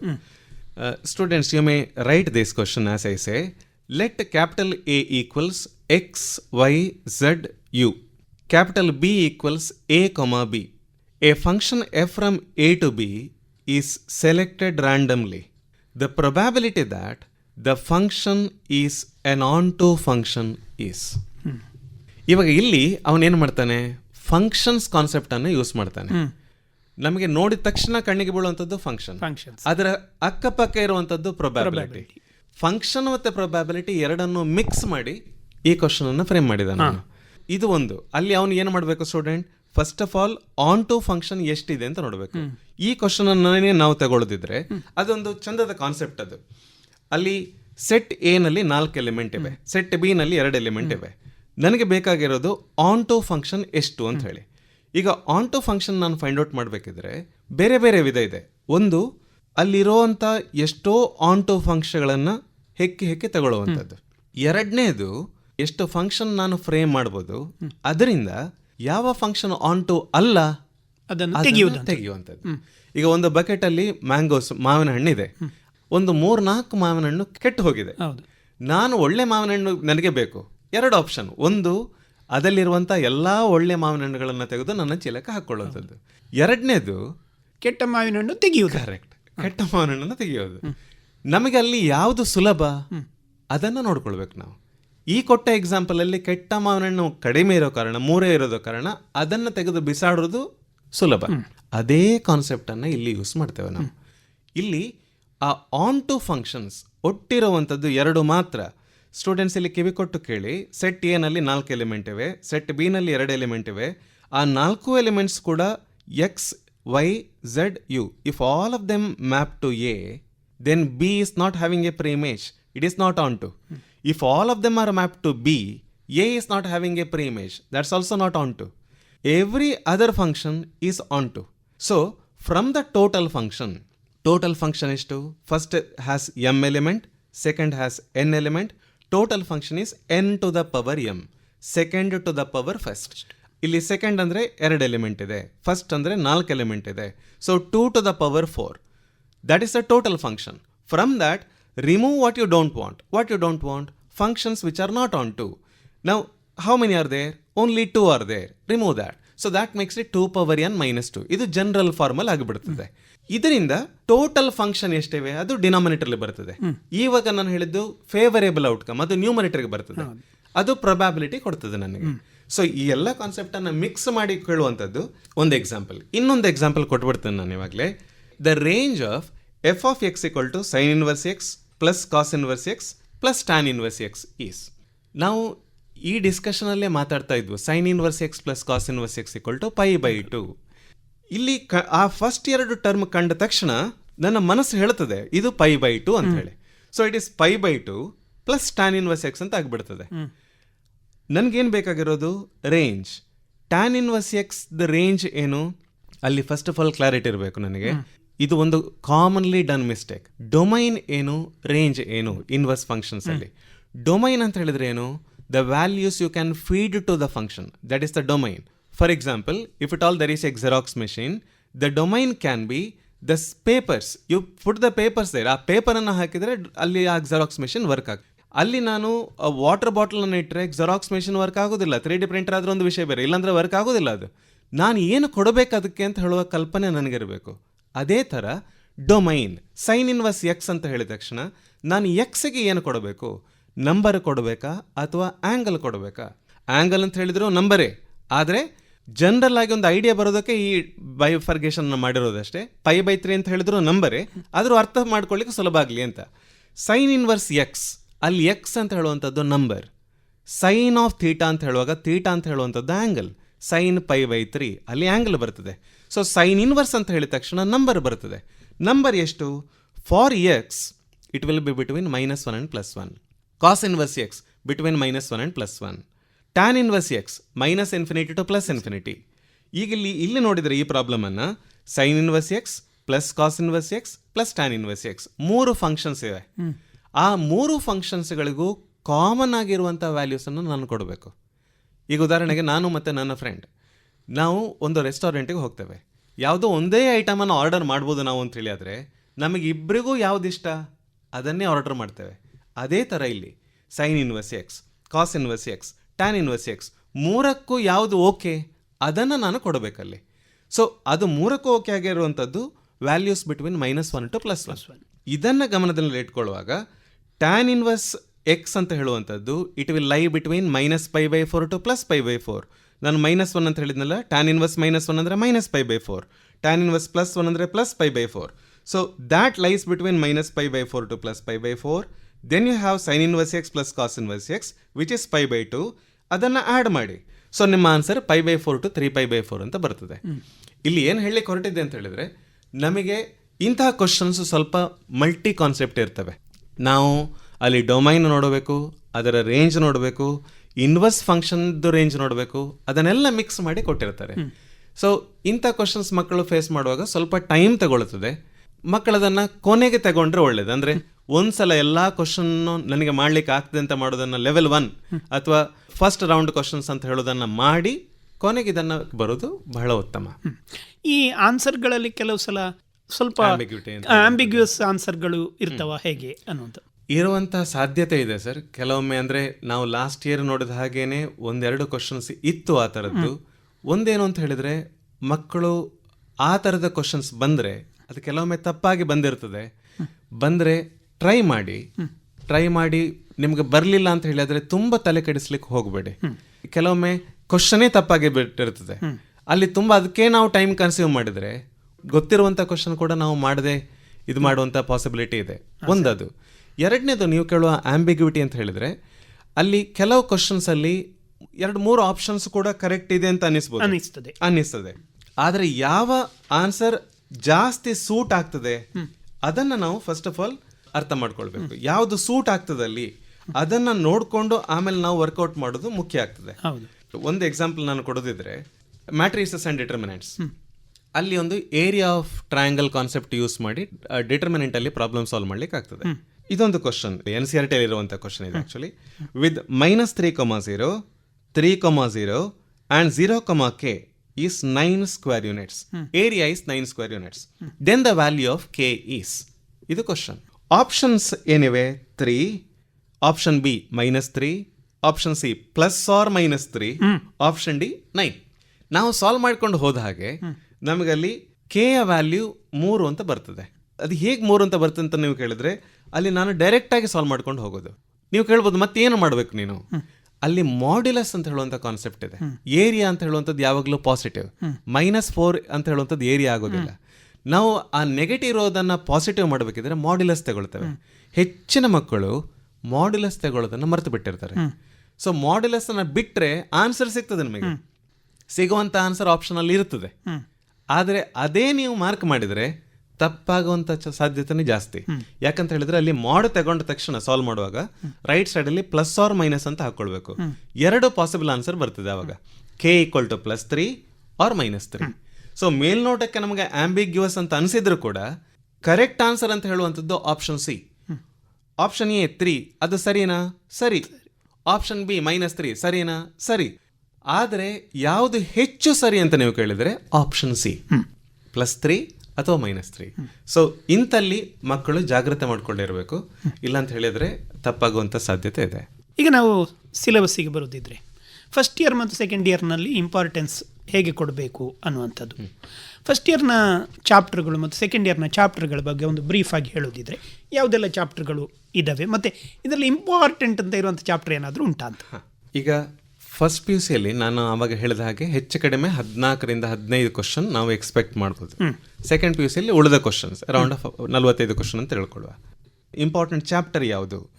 ಒಂದು ಡೇಟಾ ನಿಮ್ಮ ಮುಂದೆ ಇಡ್ತೇನೆ ನಾನು. ಸೆಕೆಂಡ್ PUCನಲ್ಲಿ ನಾವು ನೋಡಿದರೆ ಮ್ಯಾಟ್ರಿಸಸ್ ಅಲ್ಲಿ ಈಗ ಲಾಸ್ಟ್ 10 ಇಯರ್ಸ್ ಇದ್ದು ಡೇಟಾ ನನ್ನ ಮುಂದೆ ಇದೆ. ಇವಾಗ ಲಾಸ್ಟ್ 10 ಇಯರ್ಸ್ ಅಲ್ಲಿ ಎಲ್ಲಾ ಕ್ವಶನ್ಗಳನ್ನು ನಾವು ಸೇರಿಸಿ ಮಾಡಿರುವಂಥ ಡೇಟಾ ಇದು. ಮ್ಯಾಟ್ರಿಸಸ್ ಅಲ್ಲಿ 10 ವರ್ಷದಲ್ಲಿ ಒಟ್ಟು ನಂಬರ್ ಆಫ್ ಕ್ವಶನ್ಸ್ ಕೇಳಿರುವಂಥದ್ದು 25. ಡಿಟರ್ಮಿನೆಂಟ್ಸ್ ಅಲ್ಲಿ ಕೇಳಿರುವಂಥದ್ದು 40. ಸೊ ಮ್ಯಾಟ್ರಿಸಸ್ ಆ್ಯಂಡ್ ಡಿಟರ್ಮಿನೆಂಟ್ ಆ ಕಾನ್ಸೆಪ್ಟ್ ಏನಿದೆ ನೀವು ಸೆಕೆಂಡ್ PUCಯಲ್ಲಿ ಎಲ್ಲ ನೋಡಿದರೆ ಅದು ಮೋಸ್ಟ್ ಇಂಪಾರ್ಟೆಂಟ್ ಅಂತ ನಾನು ಹೇಳ್ಬೋದು. ಒಂದು. ಎರಡನೇದು ಡಿಫರೆನ್ಷಿಯಬಿಲಿಟಿ. ಅಲ್ಲಿ ಅರೌಂಡ್ 45 ಕ್ವಶನ್ ಬಂದಿದೆ. ಸೊ ಇದು 10 ವರ್ಷದಲ್ಲಿ ಹೇಳ್ತಾ ಇರೋದು ನಾನು. ಸೊ ಒಂದು ವರ್ಷಕ್ಕಾಗುವಾಗ ಹೆಚ್ಚು ಕಡಿಮೆ 4ರಿಂದ 5 ಕ್ವಶನ್ ಅಂತ ತಿಳ್ಕೊಳ್ಬೋದು ನಾವು. ಇಂಟಗ್ರೇಷನ್ ಅಲ್ಲಿ 31 ಕ್ವಶನ್. ನೀವು ಲಾಸ್ಟ್ ಇಯರ್ ನೋಡಿದ್ರೆ 6 ಕ್ವಶನ್ ಬಂದಿತ್ತು ಇಂಟಗ್ರೇಷನ್ ಇಂದ 60ರಲ್ಲಿ. 2022ನಲ್ಲಿ 66 ಕ್ವಶನ್ ಬಂದಿತ್ತು. ಅದೇ ಮ್ಯಾಟ್ರಿಸಸ್ ಆ್ಯಂಡ್ ಡಿಟರ್ಮಿನೆಂಟ್ ಒಟ್ಟು ಸೇರಿಸಿ 8 ಕ್ವಶನ್ ಬಂದಿತ್ತು. ಆಮೇಲೆ ಡಿಫರೆನ್ಷಿಯಲ್ ಇಕ್ವೇಷನ್ ನೋಡಿದ್ರೆ ಲಾಸ್ಟ್ ಇಯರ್ 2, ಅದರ ಮೊದಲನೇ ವರ್ಷ 4. ವೆಕ್ಟರ್ಸ್ ಅಲ್ಲಿ ಲಾಸ್ಟ್ ಇಯರ್ 4, ಅದರ ಮೊದಲನೇ ವರ್ಷ 3, 2021ರಲ್ಲಿ 5. ಸೊ ಹೀಗೆ ಫಸ್ಟ್ PUCಗೆ ನಾವು ನೋಡಿದ್ರೆ ನಂಬರ್ ಆಫ್ ಕ್ವಶನ್ಸ್ ಪ್ರತಿಯೊಂದು ಚಾಪ್ಟರ್ ಇಂದಲೂ ಹೆಚ್ಚು ಕಮ್ಮಿ ಒಂದು ಚಾಪ್ಟರ್ ಇಂದ ಒಂದು ಕ್ವಶನ್ ಅಂತ ನಾವು ಇಟ್ಕೊಳ್ಬಹುದು. ಒಂದು ಉದಾಹರಣೆ ತಗೊಳ್ಳೋದಿದ್ರೆ ಟ್ರಿಗ್ನಾಮೆಟ್ರಿ. ಲಾಸ್ಟ್ ಇಯರ್ 1 ಕ್ವಶನ್ ಕೇಳಿದ್ರು. ಹಾಗಂತ ಹೇಳಿದ ತಕ್ಷಣ ಟ್ರಿಗ್ನಾಮೆಟ್ರಿ ಇಂಪಾರ್ಟೆಂಟ್ ಅಲ್ವಾ ಅಂತ ಕೇಳಿದ್ರೆ ತುಂಬಾ ಇಂಪಾರ್ಟೆಂಟ್. ಆ ಒಂದು ಕ್ವಶನ್ ಅಂತ ಹೇಳೋದು ಅದರ ಇಂಪಾರ್ಟೆನ್ಸ್ ನ ಡಿಫೈನ್ ಮಾಡೋದಿಲ್ಲ. ಯಾಕೆ ಮಾಡೋದಿಲ್ಲ ಅಂತ ನೀವು ಕೇಳ್ಬೋದು. ಟ್ರಿಗ್ನಾಮೆಟ್ರಿ ಅಂತ ಹೇಳುವ ಕಾನ್ಸೆಪ್ಟ್ ಸೆಕೆಂಡ್ PUCನಲ್ಲಿ ಪ್ರೊಬ್ಯಾಬಿಲಿಟಿ ಅಂತ ಒಂದು ಚಾಪ್ಟರ್ ಇದೆ, LPP ಅಂತ ಇನ್ನೊಂದು ಚಾಪ್ಟರ್ ಇದೆ. ಅದು 2 ಹೆಚ್ಚು ಕಮ್ಮಿ ಒಂದು 10% ಆಗ್ತದೆ ಎಲ್ಲಾ ಸಿಲೆಬಸ್ ಇದ್ದು. ಅದು ಬಿಟ್ರೆ ಪ್ರತಿ ಒಂದು ಚಾಪ್ಟರಲ್ಲೂ ಮ್ಯಾಟ್ರಿಸಸ್ ಇರ್ಬೋದು, ಡಿಫರೆನ್ಸಿಯೇಷನ್ ಇರ್ಬೋದು, ಇನ್ವರ್ಸ್ ಟ್ರಿಗ್ನಾಮೆಟ್ರಿಕ್ ಫಂಕ್ಷನ್ ಇರ್ಬೋದು, ಇಂಟಗ್ರೇಷನ್ ಇರ್ಬೋದು, ಅಪ್ಲಿಕೇಶನ್ ಆಫ್ ಡೆರಿವೇಟಿವ್ಸ್ ಇರ್ಬೋದು, ಎಲ್ಲಾ ಕಡೆ ಟ್ರಿಗ್ನಾಮೆಟ್ರಿ ಬರ್ತದೆ. ವೆಕ್ಟರ್ಸ್ ಅಲ್ಲಿ 3D ಜಾಮೆಟ್ರಿ ಕೂಡ ಟ್ರಿಗ್ನಾಮೆಟ್ರಿ ಬರ್ತದೆ. ಸೊ ಟ್ರಿಗ್ನಾಮೆಟ್ರಿ ಕಾನ್ಸೆಪ್ಟ್ ಅವರು ಮಕ್ಕಳು ಕರೆಕ್ಟಾಗಿ ಗೊತ್ತಿರುವಂಥದ್ದು ತುಂಬಾ ತುಂಬಾ ಮುಖ್ಯ. ಸೊ ಇಂಪಾರ್ಟೆಂಟ್ ಕಾನ್ಸೆಪ್ಟ್ ಅಂತ ಹೇಳುವಾಗ ಇದನ್ನು ಕೂಡ ನಾವು ಮನಸ್ಸಲ್ಲಿ ಇಟ್ಕೊಳ್ಬೇಕಾಗ್ತದೆ. ಈಗ ಕ್ವಶನ್ ಪೇಪರ್ನ ಪ್ಯಾಟರ್ನ್ ಮೇಲೆ ಇಂಪಾರ್ಟೆನ್ಸನ್ನು ಹೇಳಿದ್ರಿ. ಈಗ ನಾವು ಫಸ್ಟ್ ಇಯರ್ನಲ್ಲಿ ಹೇಳುವುದಿದ್ರೆ, ಈಗ ನೀವು ಸೆಟ್ ಥಿಯರಿಯಿಂದ ಹಿಡಿದು ಶುರು ಮಾಡುವುದಿದ್ರೆ ಜನರಲ್ ಆಗಿ ಡೈರೆಕ್ಟ್ ಕ್ವಶನ್ಗಳೇ ಬರ್ತಾವೋ ಅಥವಾ ಹೇಗಿರುವ ಕ್ವಶನ್ಗಳು ಬರ್ತವೆ ಅನ್ನುವಂಥದ್ದು. ಸರ್, ಅಲ್ಲಿ ಡೈರೆಕ್ಟ್ ಕ್ವಶನೇ ಬರ್ತದೆ ಅಂತ ಹೇಳಲಿಕ್ಕೆ ಕಷ್ಟ. ಆದರೆ ಮಕ್ಕಳು ಬೇಸಿಕ್ ಕಾನ್ಸೆಪ್ಟ್ ಅನ್ನು ಫಸ್ಟ್ PUC ಇದ್ದಾದ ಕಾರಣ ಅವರಿಗೆ ಮರೆತು ಹೋಗಿರ್ತದೆ. ಒಂದು ಎಕ್ಸಾಂಪಲ್ ಕೊಡ್ತೇನೆ ನಾನು. ಇದು ಫಸ್ಟ್ PUC ಸೆಟ್ ಅಲ್ಲಿ ಬರ್ತದೆ. Set A minus B. ಇದನ್ನೊಂದು ಬರ್ಕೊಳ್ಳಿ ವಿದ್ಯಾರ್ಥಿ ಮಿತ್ರರೇ. Set A capital letter A minus of A minus B. ಇದನ್ನು ವರ್ಕೌಟ್ ಮಾಡಿ. A minus B. ಏನು ಆನ್ಸರ್ ಬಂತು ನಿಮಗೆ? ನೋಡಿದ ತಕ್ಷಣ A ಮೈನಸ್ A ಕ್ಯಾನ್ಸಲ್ ಆಗಿಬಿಡ್ತದೆ. Minus of minus B plus B ಅಂತ ಬರ್ತದೆ. ನಿಮ್ಮ ಆಪ್ಷನಲ್ಲಿ ಪ್ಲಸ್ B ಅಂತ ಆನ್ಸರ್ ಇರ್ಬೋದು. ನಿಮ್ಮನ್ನು ಅದು ಕೂಗಿ ಕರೀತದೆ ಅಂತ ಅನ್ನಿಸ್ಬೋದು ನಿಮಗೆ, ಬಿನೇ ಆನ್ಸರ್ ಅಂತ ಹೇಳಿ. ಕರೆಕ್ಟ್ ಆನ್ಸರ್ B ಅಲ್ಲ. ಅಲ್ಲಿ ಏನು ಬರ್ತದೆ, ಅಲ್ಲಿ ಒಂದು ವೆನ್ ಡಯಾಗ್ರಾಮ್ ಅಂತ ಒಂದು ಕಾನ್ಸೆಪ್ಟ್ ಇದೆ. ನೀವು ವೆನ್ ಡಯಾಗ್ರಾಮ್ ಅನ್ನು ಡ್ರಾ ಮಾಡಿ ನೋಡಿದ್ರೆ A ಮತ್ತೆ B, A ಮೈನಸ್ B ಅಂತ ಹೇಳುವಂಥದ್ದು that part of A which doesn't contain anything with B. So A minus B ಅಂತ ಹೇಳುವಾಗ ಅಲ್ಲಿ A ಇಂಟರ್ಸೆಕ್ಷನ್ B ಆಗಿ ಬಿಡ್ತದೆ. ಅದು ಮೇಲ್ನೋಟಕ್ಕೆ ನಮಗೆ A ಕ್ಯಾನ್ಸಲ್ ಆಗಿ B ಸಿಗ್ತದೆ ಅಂತ ಅನ್ನಿಸ್ಬೋದು, ಆದರೆ ಹಾಗಾಗುವುದಿಲ್ಲ. ಅಂಥ ಕ್ವಶನ್ಸ್ಗಳು ಬರುವಂಥ ಸಾಧ್ಯತೆ ಇದೆ. ಸೊ ಮಕ್ಕಳು ಸ್ವಲ್ಪ ಜಾಗೃತಿಯಲ್ಲಿರಬೇಕಲ್ಲಿ. ಫಸ್ಟ್ ಇಯರ್ನ ಚಾಪ್ಟರ್ಗಳು ಸ್ವಲ್ಪ ಮಟ್ಟಿಗೆ ಬೇಸಿಕ್ ಚಾಪ್ಟರ್ಗಳು. ಉದಾಹರಣೆಗೆ ಸೆಟ್ ಥಿಯರಿ ಇರ್ಬೋದು, ಈ ಪರ್ಮಿಟೇಷನ್ ಕಾಂಬಿನೇಷನ್ ಇರ್ಬೋದು. ಅದರಲ್ಲಿ ಅವರು ಎಷ್ಟರ ಮಟ್ಟಿಗೆ ಈ ಬೇಸಿಕ್ಸ್ ಅಂತ ಅದು ಮುಂದಿನ ಇದಕ್ಕೆ ಒಂದು ಮೆಟ್ಟಿಲ್ ಆಗ್ತದೆ ಅಂತ ಹೇಳ್ಬೋದು ನಾವು. ಮುಂದಿನ ಅವರ ಸ್ಟಡೀಸ್ಗೆ ಅದು ಬೇಸಿಕ್ ಆ ರೀತಿಯಲ್ಲಿ ಖಂಡಿತವಾಗಿ ಅದ್ರ ಹೌದು. ಆದರೆ ಬೇರೆ ಬೇರೆ ರೀತಿಯ ಕಾನ್ಸೆಪ್ಟ್ ಬರುವ ಸಾಧ್ಯತೆ ಇದೆ. ನೇರವಾಗಿ ಸಬ್ಸ್ಟಿಟ್ಯೂಷನ್ ಪ್ರಾಬ್ಲಮ್ಸ್ ಬರುವಂಥದ್ದುಂಟಾ? ಅದು ಸಬ್ಸ್ಟಿಟ್ಯೂಷನ್ ಡೈರೆಕ್ಟ್ ಆಗಿ ಮಾಡಿರುವಂಥ ಪ್ರಾಬ್ಲಮ್ಸ್ ಕೂಡ ಇದೆ. ಅದನ್ನ ನಾವು ಈಗ ಒಂದು ಉದಾಹರಣೆ ತಗೊಳ್ಳೋದಿದ್ರೆ, ಇದು 2020 ಕೇಳಿದಂಥ question. tan A plus cot A equal to 2, then the value of tan to the power 4A plus cot to the power 4A ಅಂತ question. tan A plus cot A is 2, then the value of tan power 4A plus cot power 4A. ನೀವು ಕೇಳಿದ್ರೆ direct ಆಗಿ substitution ಮಾಡ್ಬೋದಾ ಅಂತ ಹೇಳಿ. ಇಂಥ ಕ್ವಶನ್ಗಳಲ್ಲಿ ನಾವು substitution ಮಾಡಿ ಸಾಲ್ವ್ ಮಾಡುವಂಥದ್ದು ಬೆಸ್ಟ್ ಮೆಥಡ್ ಆಗ್ತದೆ. ಈಗ ಏನನ್ನ ಸಬ್ಸ್ಟಿಟ್ಯೂಟ್ ಮಾಡಬೇಕು? ಅಲ್ಲಿ ಆಪ್ಷನ್ ನೋಡಿದ್ರೆ option A 4, option B 5, option C 2, option D 1. ಏನನ್ನ ಸಬ್ಸ್ಟಿಟ್ಯೂಟ್ ಮಾಡಲಿ? ಪುಟ್ A equal to some value. What value? Any value of your liking. But take a simple value whose value tan of that you know. Like for example, ನೀವು 45 degree ಅಂತ ಹಾಕ್ಬೋದು. ಅಲ್ಲಿ ಏನಾಗ್ತದೆ? tan 45 degree plus cot 45 degree ಎಷ್ಟಾಯಿತು? 1 + 1. ಕೊಟ್ಟ question ಏನು? tan A plus cot A equal to 2. ಆ equation satisfy ಆಗ್ತಿದೆಯಾ? ಹೌದು. 1 + 1 equal to 2. So A equal to 45 ಅಂತ ನೀವು ಹಾಕಿದರೆ ಕೊಟ್ಟ ಈಕ್ವೇಷನ್ ಸ್ಯಾಟಿಸ್ಫೈ ಆಗ್ತದೆ. ಅದರ ಅರ್ಥ ನಾವು ಮುಂದೆ ಅದೇ ವ್ಯಾಲ್ಯೂಸನ್ನು ತಗೊಂಡು ಕೊಟ್ಟ ಕ್ವಶನಲ್ಲಿ ಸಬ್ಸ್ಟಿಟ್ಯೂಟ್ ಮಾಡ್ಬೋದು ಅಂತ ಹೇಳಿ. ಅದಕ್ಕೆ ಗ್ರೀನ್ ಸಿಗ್ನಲ್ ಸಿಕ್ಕ ಹಾಗೆ. ಸೊ ಅದೇ ವ್ಯಾಲ್ಯೂಸನ್ನು ಸಬ್ಸ್ಟಿಟ್ಯೂಟ್ ಮಾಡಿ. ಕ್ವಶನ್ ಕೊಟ್ಟದೇನು? tan power 4A plus cot power 4A. So 45 degree ಅಂತ ಅಲ್ಲಿ ಸಬ್ಸ್ಟಿಟ್ಯೂಟ್ ಮಾಡಿದ್ದು. ಇಲ್ಲೂ ಅದನ್ನೇ ಮಾಡಿ. tan 45 1 power 4 1 plus cot 45 1 power 4 1. So what's the final answer? 2. Now this is the fastest method compared to our normal method. Normal method ಏನಿರ್ತದೆ ಅಲ್ಲಿ? tan A plus cot A equal to 2 ಅಂತ ಬಂದ ತಕ್ಷಣ ನನ್ನ ಕೊಟ್ಟಂಥ data tan A plus cot A. ನನಗೆಲ್ಲಿ ಹೋಗಬೇಕು? tan power 4 plus cot power 4. ಅದು ಯಾವಾಗಲೂ ಮನಸ್ಸಲ್ಲಿರಬೇಕು. ನಾನು ಸ್ಟಕ್ ಆದೆ ಅಂತ ಹೇಳಿದರೆ ಒಂದು ಪ್ರಾಬ್ಲಮಲ್ಲಿ ನಾನು ಎಲ್ಲಿಂದ ಬಂದೆ, ಎಲ್ಲಿ ಹೋಗಬೇಕು, ಕೊಟ್ಟ ಡೇಟಾ ಏನು, ಇವಾಗ ಎಲ್ಲಿದ್ದೇನೆ, ಯಾವ ಡೇಟಾ ಇನ್ನೂ ಯೂಸ್ ಮಾಡಲಿಲ್ಲ, ನಾನು ಯಾವುದನ್ನು ಯೂಸ್ ಮಾಡ್ಕೊಳ್ಬೋದು, ಅದು ಇನ್ನೂ ನೆಕ್ಸ್ಟ್ ಸ್ಟೆಪ್ ಏನಾಗ್ಬೋದು, ಇಂಥ ಕ್ವಶನ್ ಸೀಕ್ವೆನ್ಷಿಯಲ್ ಆಗಿ ನಮ್ಮ ಮನಸ್ಸಿಗೆ ಬರಬೇಕು. ಇವಾಗ ನನಗೆ ಇಲ್ಲಿಂದ ಬೆಂಗಳೂರಿಗೆ ಹೋಗಬೇಕು ಅಂದರೆ ನನ್ನ ಕಣ್ಣ ಮುಂದೆ ಬೆಂಗಳೂರು ಕಾಣಬೇಕಾದಿಲ್ಲ. ನನಗೆ ಬಸ್ ಕಂಡ್ರೆ ಸಾಕು. ಬಸ್ಸಿಗೆ ಹತ್ತಲಿಕ್ಕೆ ನನಗೆ ಜಾಗ ಕಂಡ್ರೆ ಸಾಕು. ಆಮೇಲೆ ಆಟೋಮೆಟಿಕ್ಕಾಗಿ ಬಸ್ಸೇ ಮುಂದೆ ಹೋಗ್ತದೆ, ದಾರಿ ಕಾಣ್ತಾ ಹೋಗ್ತದೆ, ಓಪನ್ ಆಗ್ತಾ ಹೋಗ್ತದೆ. ಅದೇ ರೀತಿ ಮ್ಯಾಥ್ಸ್ ಪ್ರಾಬ್ಲಮ್ ಕೂಡ. ಇಲ್ಲಿ ಏನು ಬೇಕು ನನಗೆ? ಕೊಟ್ಟದ್ದೇನು? tan A plus cot A equal to 2. Normal method ಅಂತ ಹೇಳಿದರೆ ಸ್ಕ್ವೇರ್ ಮಾಡಿ ಅದರ ನಂತರ ಪುನಃ ಸ್ಕ್ವೇರ್ ಮಾಡಿ. ಆದರೆ ತುಂಬ ಟೈಮ್ ತಗೊಳ್ತದೆ. ಸಬ್ಸ್ಟಿಟ್ಯೂಟ್ ಮಾಡುವಂಥದ್ದು ಸುಲಭದ ಮೆಥಡ್. ಇನ್ನೊಂದು ಎಕ್ಸಾಂಪಲ್ ಕೊಡ್ತೇನೆ ನಾನು. ಇದು NCERT-ನಲ್ಲಿ ಇರುವಂಥ question.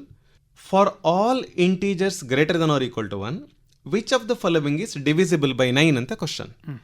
Options, students, you may write this. First option, 8 power n plus 1. Second option, 4 power n minus 3n minus 1. Third option, 3 power 2n plus 3n plus 1. Fourth option, 10 power n plus 1. Question ಏನು? For all integers greater than or equal to 1, which of the following is divisible by 9? So ನಾನು ಏನು ಮಾಡಬೇಕು, ಒಂದು mathematical induction ಕಾನ್ಸೆಪ್ಟಲ್ಲಿ ಇರುವಂಥದ್ದು ಅದು. ಅದನ್ನೇ ಮಾಡ್ಕೊಂಡು ಹೋದರೆ ಸಾಲ್ವ್ ಮಾಡಲಿಕ್ಕೆ ನಮಗೆ ತುಂಬ ಕಷ್ಟ. ಏನು ಮಾಡಿ, ಒಂದು ವ್ಯಾಲ್ಯೂ ತಗೊಳ್ಳಿ, say n equal to 1. n equal to 1 ಅಂತ ತಗೊಂಡ ತಕ್ಷಣ ಈ ಮೆಥಡನ್ನು ನಾನು ಮೆಥಡ್ ಆಫ್ ಎಲಿಮಿನೇಷನ್ ಅಂತ ಹೇಳ್ತೇವೆ. ಈಗ ಶಾರ್ಟ್ಕಟ್ ಅಂತ ಹೇಳುವಾಗ ಬೇರೆ ಬೇರೆ ಮೆಥಡ್ಸ್ ಇದೆ. ನಾನು ಮೊದಲು ಹೇಳಿದೆ ಸಬ್ಸ್ಟಿಟ್ಯೂಷನ್ ಮಾಡಿ ಮಾಡ್ಬೋದು ನೀವು. ಇದು method of elimination. Method of elimination ಅಂತ ಹೇಳಿದರೆ you eliminate 3 of the options, then automatically we know the fourth option is the answer. ಆದರೆ ಎಲಿಮಿನೇಷನ್ ಕರೆಕ್ಟಾಗಿ ಮಾಡ್ಲಿಕ್ಕೆ ಬರಬೇಕು ನನಗೆ. ಇಲ್ಲಿ n ಈಕ್ವಲ್ ಟು 1 ಅಂತ ಆಪ್ಷನ್ 1ಅಲ್ಲಿ ಹಾಕಿದರೆ ಆಪ್ಷನ್ 1 ಏನು, 8 ಪವರ್ n ಪ್ಲಸ್ 1. ಏನಾಯಿತು, 8 ಪ್ಲಸ್ 1 ಎಷ್ಟು, 9. What is the question, which number is divisible by 9? ನನ್ನ ನಂಬರ್ ಇವಾಗ ಎಷ್ಟು, 9. Is it divisible by 9? Yes. So will I take that as the answer? No. ಯಾಕಂತ ಹೇಳಿದ್ರೆ ವಿತ್ n ಈಕ್ವಲ್ ಟು 1 9ಇಂದ divisible ಆಗುವಂಥದ್ದು option B, option C, option D ನಲ್ಲೂ ಇರ್ಬೋದು. ಅದು ಇದೆಯಾ ಇಲ್ವಾ ಅಂತ ನೋಡ್ಕೊಳ್ಬೇಕು. ನಾನು ಆ್ಯಕ್ಚುಲಿ ಮಾಡಬೇಕಾದ್ದು ಅದು ಇಲ್ಲ ಅಂತ ಕನ್ಫರ್ಮ್ ಮಾಡಿಕೊಂಡ್ರೆ ಉಳಿದ ಆಪ್ಷನ್ಸನ್ನು ಎಲಿಮಿನೇಟ್ ಮಾಡಿದ ಹಾಗೆ. ಆದರೆ ಇಲ್ಲಿ ನೋಡಿದರೆ option B 4 power 1 minus 3n minus 1 ಅಂದರೆ 4 minus 3 minus 1 0. 0 is divisible by 9. So option A is the answer. Option B is also the answer. Option C ಮತ್ತು ಡಿ ನೀವು ನೋಡಿದರೆ ಅದು ಆಪ್ಷನ್ ಆನ್ಸರ್ ಆಗೋದಿಲ್ಲ. ಅಲ್ಲಿ ಒಂದಲ್ಲಿ 11 ಬರ್ತದೆ, ಇನ್ನೊಂದಲ್ಲಿ 7 ಬರ್ತದೆ. ಎರಡು ಕೂಡ ನಾಟ್ ಡಿವಿಸಿಬಲ್ ಬೈ 9. ಸೊ ಏನು ಮಾಡಿದ್ವು ನಾವು, ಆಪ್ಷನ್ ಸಿ ಮತ್ತು ಆಪ್ಷನ್ ಡಿನ ಎಲಿಮಿನೇಟ್ ಮಾಡಿದ್ವು. ಇವಾಗ ಏನು ಉಳ್ಕೊಳ್ತು, ಆಪ್ಷನ್ ಎ ಮತ್ತು ಬಿ ಇನ್ನೂ ಇದೆ ನಮ್ಮ ಮುಂದೆ. ನಾವೇನು ಮಾಡಬೇಕು, ಒಂದನ್ನು ಎಲಿಮಿನೇಟ್ ಮಾಡಬೇಕು. ಏನು ಮಾಡ್ಬೋದು, ಆವಾಗ n ಈಕ್ವಲ್ ಟು 1 ಅಂತ ತಗೊಂಡಿದ್ವಿ. ಇವಾಗ n ಈಕ್ವಲ್ ಟು 2 ಅಂತ ತಗೊಳ್ಳಿ. ಆಪ್ಷನ್ ಎನಲ್ಲಿ ಸಬ್ಸ್ಟಿಟ್ಯೂಟ್ ಮಾಡಿ. ಏನಾಯಿತು, 8 power 2 plus 1, 64 plus 1, 65. 65 is divisible by 9? It is not. So we have eliminated option A also. So option B ಉಳ್ಕೊಳ್ತು, ಅದು ಆಪ್ಷನ್ ಆಗ್ತದೆ. ಸೊ ಇಂಥ ಕ್ವಶನ್ಸ್ಗಳು first P U C, second P U C ಅಂತ ಏನಿಲ್ಲ. ಆದರೆ ಇದು ಕೆಲವು ಫಸ್ಟ್ ಪಿ ಯು ಸಿಯಿಂದ ನೀವು ಕೇಳಿದ ಕಾರಣ ಕೆಲವು ಉದಾಹರಣೆ ಕೊಟ್ಟೆ ನಾನು. ಇದರಲ್ಲಿ 2 ಆನ್ಸರ್ ಕೊಟ್ಟು both of them are true, none of them are true, ಈ ಥರದ ಆಪ್ಷನ್ಗಳು ಬರುವಂತಹದ್ದು ಅವಕಾಶಗಳಿಲ್ವಾ? ಅಂಥ ಆಪ್ಷನ್ಸ್ ಬರುವಂಥ ಸಾಧ್ಯತೆ ಕಮ್ಮಿ. ಆದರೆ ನಾವು ಬರುವುದೇ ಇಲ್ಲ ಅಂತ ಹೇಳಲಿಕ್ಕೆ ಆಗೋದಿಲ್ಲ. ನೀವು ಹೇಳಿದಾಗೆ ನಾವು ನೋಡ್ಕೊಳ್ಬೇಕು. ನಾನು ಆಗ ಒಂದು ಎಕ್ಸಾಂಪಲ್ ಕೊಟ್ಟಿದ್ದೆ. First one is 3, second option is minus 3, ಮೂರನೇ ಆಪ್ಷನ್ ಪ್ಲಸ್ ಆರ್ ಮೈನಸ್ 3 ಅಂತ ಕೊಡೋ ಬದಲು both option A and option B ಅಂತ ಕೊಡ್ಬೋದು. ಆಪ್ಷನ್ ಡಿ ನೀವು ಹೇಳಿದಾಗೆ ನೈದರ್ ಆಪ್ಷನ್ ಎ ನಾರ್ ಬಿ. ಹಾಗಿರುವಾಗ ನಾವು ಮೂರನೇ ಆಪ್ಷನ್ ನೋಡ್ಲಿಕ್ಕೆ ಹೋಗೋದಿಲ್ಲ. ನಮ್ಮ ಕಣ್ಣಿಗೆ ಪಕ್ಕ ಆಪ್ಷನ್ ಏನೇ ಕಾಣಿಸ್ಬಿಡ್ತದೆ. ಸೊ ಸಾಧ್ಯತೆ ಇದೆ, ಮಕ್ಕಳು ಜಾಗ್ರತೆಯಲ್ಲಿ ನೋಡಿಕೊಂಡು ಡಿಸಿಷನ್ ತಗೊಳ್ಬೇಕಾಗ್ತದೆ. ಯಾವಾಗ ಅಲ್ಲಿ ಪ್ಲಸ್ ಆರ್ ಮೈನಸ್ ಅಂತ ಅನ್ನುವಂಥ ಒಂದು ಕಾನ್ಸೆಪ್ಟ್ ಎಲ್ಲಾದರೂ ಬರ್ತದೋ ಅಥವಾ ಸ್ಕ್ವೇರ್ ರೂಟ್ ಅನ್ನುವಂಥ ಕಾನ್ಸೆಪ್ಟ್ ಬರ್ತದೋ ಅಲ್ಲಿ 2 ಆನ್ಸರ್ ಇರುವಂತಹ ಅವಕಾಶಗಳು ಖಂಡಿತ ತುಂಬಾ ಉಂಟು. ಸ್ಕ್ವೇರ್ ರೂಟ್ ಅನ್ನು ಮೆನ್ಷನ್ ಮಾಡಿದ್ರೆ ಅದು ಹೆಚ್ಚಾಗಿ ಲಿಮಿಟ್ಸ್ ಪ್ರಾಬ್ಲಮ್ಸ್ ಅಲ್ಲಿ. ಈಗ ಉದಾಹರಣೆಗೆ square root of x square ಅಂದ್ರೆ ಏನು, ಸ್ಕ್ವೇರ್ ರೂಟ್ ಆಫ್ 9 ಅಂದ್ರೆ ಏನು, ನಾವು ವಿದ್ಯಾರ್ಥಿಗಳ ಹತ್ರ ಕೇಳಿದ್ರೆ ಇವಾಗಲೂ ಕೂಡ ಅವರ ಇಮಿಡಿಯೇಟ್ ಆನ್ಸರ್ ಬರುವಂಥದ್ದು √9 3. ಆದರೆ ಆಕ್ಚುಯಲ್ ಆನ್ಸರ್ ಅಲ್ಲಿ ನೀವು √9 ಅಂತ ಹೇಳಿದ್ರೆ 3 ಓನ್ಲಿ, ಆಕ್ಚುಲಿ 3. ನಾವು ಅಲ್ಲಿ ಕರೆಕ್ಟ್ ಆನ್ಸರ್ mod ಆಫ್ 3 ಅಂತ ಬರಬೇಕು. ಅಲ್ಲಿ 3 ಅಂತ ಹೇಳಿದ್ರೆ ತಪ್ಪಾಗೋದಿಲ್ಲ. √x² ಅಂದ್ರೆ ಏನು ಅಂತ ನೀವು ಕೇಳಿದ್ರೆ ಎಕ್ಸ್ ಅಂತ ಹೇಳಿದ್ರೆ ಆವಾಗ ತಪ್ಪಾಗ್ತದೆ. ಅದು ಎಕ್ಸ್ ಅಲ್ಲ, mod x ಆಗ್ತದೆ. ನೀವು ಕೇಳ್ಬೋದು ಅದರ ಇಂಪಾರ್ಟೆನ್ಸ್ ಏನು, ಒಂದು ಉದಾಹರಣೆ ಕೊಡು. ಇದೆಲ್ಲ ಲಿಮಿಟ್ ಕಾನ್ಸೆಪ್ಟ್ ಅಲ್ಲಿ ತುಂಬಾ ಯೂಸ್ ಆಗುವಂತ ಕಾನ್ಸೆಪ್ಟ್ಸ್ ಇವು. ಒಂದು ಲಿಮಿಟ್ ಅಲ್ಲಿ, ಇನ್ನೊಂದು ಡೆಫಿನೆಟ್ ಇಂಟಗ್ರೇಷನ್ ಅಂತ ಇದೆ. ಡೆಫಿನೆಟ್ ಇಂಟಗ್ರೇಷನ್ ಅಲ್ಲಿ ಲಿಮಿಟ್ ಒಂದು ಉದಾಹರಣೆ ಕೊಡ್ತೇನೆ ನಾನು. Limit x tending to 0 square root of 1 minus cos 2x divided by √2x. ಇದು question. Limit x tending to 0 root of 1 minus cos 2x by √2x. 1 minus cos 2x ಅಂದ್ರೆ ಏನು, 2 sin square x. So ನೀವು simplification ಮಾಡಿದ ತಕ್ಷಣ root of 2 sin square x by √2x ಅಂತ ಆಯಿತು. Numerator √2 into root sine square, √2 cancel ಆಗಿಬಿಡ್ತದೆ, root sine square ಅಂತ ಬಂತು. ರೂಟ್ ಮತ್ತೆ ಸ್ಕ್ವೇರ್ ಇದ್ದ ತಕ್ಷಣ ಹೊಡೆದಾಡ್ಬಿಡ್ತವೆ, ಒಂದಕ್ಕೊಂದು ಕ್ಯಾನ್ಸಲ್ ಮಾಡಿಬಿಡ್ತವೆ. ಸೊ ಏನು ಉಳಿತು? ಸೈನ್ ಎಕ್ಸ್ ಅಂತ ನಾರ್ಮಲಿ ಸ್ಟೂಡೆಂಟ್ಸ್ ಬರೆಯುವಂಥದ್ದು. ಆದರೆ ಸೈನ್ ಎಕ್ಸ್ ಅಂತ ಬರೆದ್ರೆ ತಪ್ಪಾಗ್ತದೆ. ಇಲ್ಲಿ ಏನು ಬರಿಬೇಕು? ಮಾಡ್ ಸೈನ್ ಎಕ್ಸ್ ಅಂತ ಬರೀಬೇಕು. ಅಲ್ಲಿ ಮಾಡ್ ಅಂತ ಹೇಳುವಂಥದ್ದು ನೆಗೆಟಿವ್ ವ್ಯಾಲ್ಯೂಸನ್ನು ರಿಮೂವ್ ಮಾಡಿ ಪಾಸಿಟಿವ್ ವ್ಯಾಲ್ಯೂಸನ್ನು ನಿಮಗೆ ಕೊಡ್ತದೆ. ಫಿಲ್ಟರ್ ಮಾಡೋದು ಅಂತ ಹೇಳ್ತಾರಲ್ಲ, ಆ ಥರ. ನಮಗೆ ಅಲ್ಲಿ ಬೇಕಾಗೋದು ಪಾಸಿಟಿವ್ ವ್ಯಾಲ್ಯೂ ಮಾತ್ರ. So you take mod. When you take mod sine x by x as you take limit, you have to then go for left hand limit, right hand limit. Left hand limit is minus sine x by x, right hand limit is plus sin x by x, left hand limit is -1, right hand limit is +1. They are not equal, limit does not exist. ಆದರೆ ನಾನು ಡೈರೆಕ್ಟಾಗಿ sin x by x ಅಂತ ಬರೀತಿದ್ರೆ ನನಗೆ answer 1 ಅಂತ ಬರ್ತದೆ. ಖಂಡಿತವಾಗಿ ಆ ಆಪ್ಷನ್ಸಲ್ಲಿ 1 ಅಂತ ಇರ್ತದೆ. ಆದರೆ ನಾವು ಅದಕ್ಕೆ ಹೋಗಬಾರ್ದು. ಇಲ್ಲಿ ಆ ಸ್ಕ್ವೇರ್ ರೂಟ್ ಅಂತ ಹೇಳುವಂಥ ಕಾನ್ಸೆಪ್ಟು ಕರೆಕ್ಟಾಗಿ ಅರ್ಥ ಮಾಡಿಕೊಂಡಿರ್ಬೇಕು ನಾವು. ಅದರ ಮೀನಿಂಗ್ ಏನು ಅಂತ ಹೇಳೋದನ್ನು, ಅದು ಮುಖ್ಯ ಆಗ್ತದೆ ಅಲ್ಲಿ. ಇದರಲ್ಲಿ ಫಿಗರ್ಸ್ ಬರುವಂಥ ಅವಕಾಶಗಳುಂಟಾ? ಚಿತ್ರ ಕೊಟ್ಟು ಏನಾದರೂ ಕೂಡ? ಸರ್ ಇದೆ, ಒಂದು ಚಾಪ್ಟರ್ ಇದೆ, LPP ಅಂತಿದೆ, ಲೀನಿಯರ್ ಪ್ರೋಗ್ರಾಮಿಂಗ್ ಪ್ರಾಬ್ಲಮ್ ಅಂತ ಇದೆ. ಅಲ್ಲಿ ಅವರು ಗ್ರಾಫ್ ಕೊಟ್ಟು ಕೇಳಿದ್ದಿದೆ ಮೊದಲು. ಆ ಕ್ವಶನ್ಸನ್ನು ನಾವು ಅಲ್ಲಿ ಸಾಲ್ವ್ ಮಾಡುವಾಗ ಯಾವುದು ಫೀಸಿಬಲ್ ರೀಜನ್ ಅಂತ ಚೆಕ್ ಮಾಡಬೇಕಾಗ್ತದೆ. ಫೀಸಿಬಲ್ ರೀಜನ್ ಚೆಕ್ ಮಾಡಬೇಕಿದ್ರೆ ಫಸ್ಟ್ ಆಫ್ ಆಲ್ ಆ ಲೈನ್ ಯಾವುದು ಅಂತ ನಾವು ಅನಲೈಸ್ ಮಾಡಬೇಕು. ಕೊಟ್ಟ ಪಾಯಿಂಟ್ಸ್ ಫೀಸಿಬಲ್ ರೀಜನಲ್ಲಿ ಇದೆಯಾ ಇಲ್ವಾ ಅಂತ ಚೆಕ್ ಮಾಡಬೇಕು. ಒರಿಜಿನ್ 0,0 ಅದು ಇದೆಯಾ ಇಲ್ವಾ ಅಂತ ಚೆಕ್ ಮಾಡಬೇಕು. ಬೇಸ್ಡ್ ಆನ್ ದಟ್ ನಾವು ಒಂದು ಅನಲೈಸ್ ಮಾಡಿ ಆನ್ಸರ್ನ ಮಾಡಬೇಕಾಗ್ತದೆ. ಸೊ ಪಾಸಿಬಿಲಿಟಿ ಇದೆ, ಆದರೆ ಕಮ್ಮಿ. ಇಷ್ಟು ವರ್ಷದ 10 ವರ್ಷದ ಕ್ವಶನ್ ಪೇಪರ್ಗಳಲ್ಲಿ ಬಂದ ಅವಕಾಶಗಳು ತುಂಬ ಕಮ್ಮಿ ಅಂತ ಹೇಳ್ಬೋದು. ಇದೆ, ಅದೇ LPP-ನಲ್ಲಿ ಬಿಟ್ಟರೆ ಮತ್ತೊಂದು area under the curve. Area under the curve ಅಲ್ಲೂ ಅವರು ಡಯಾಗ್ರಾಮ್ ಕೊಡುವಂಥ ಚಾನ್ಸ್ ಕಮ್ಮಿ.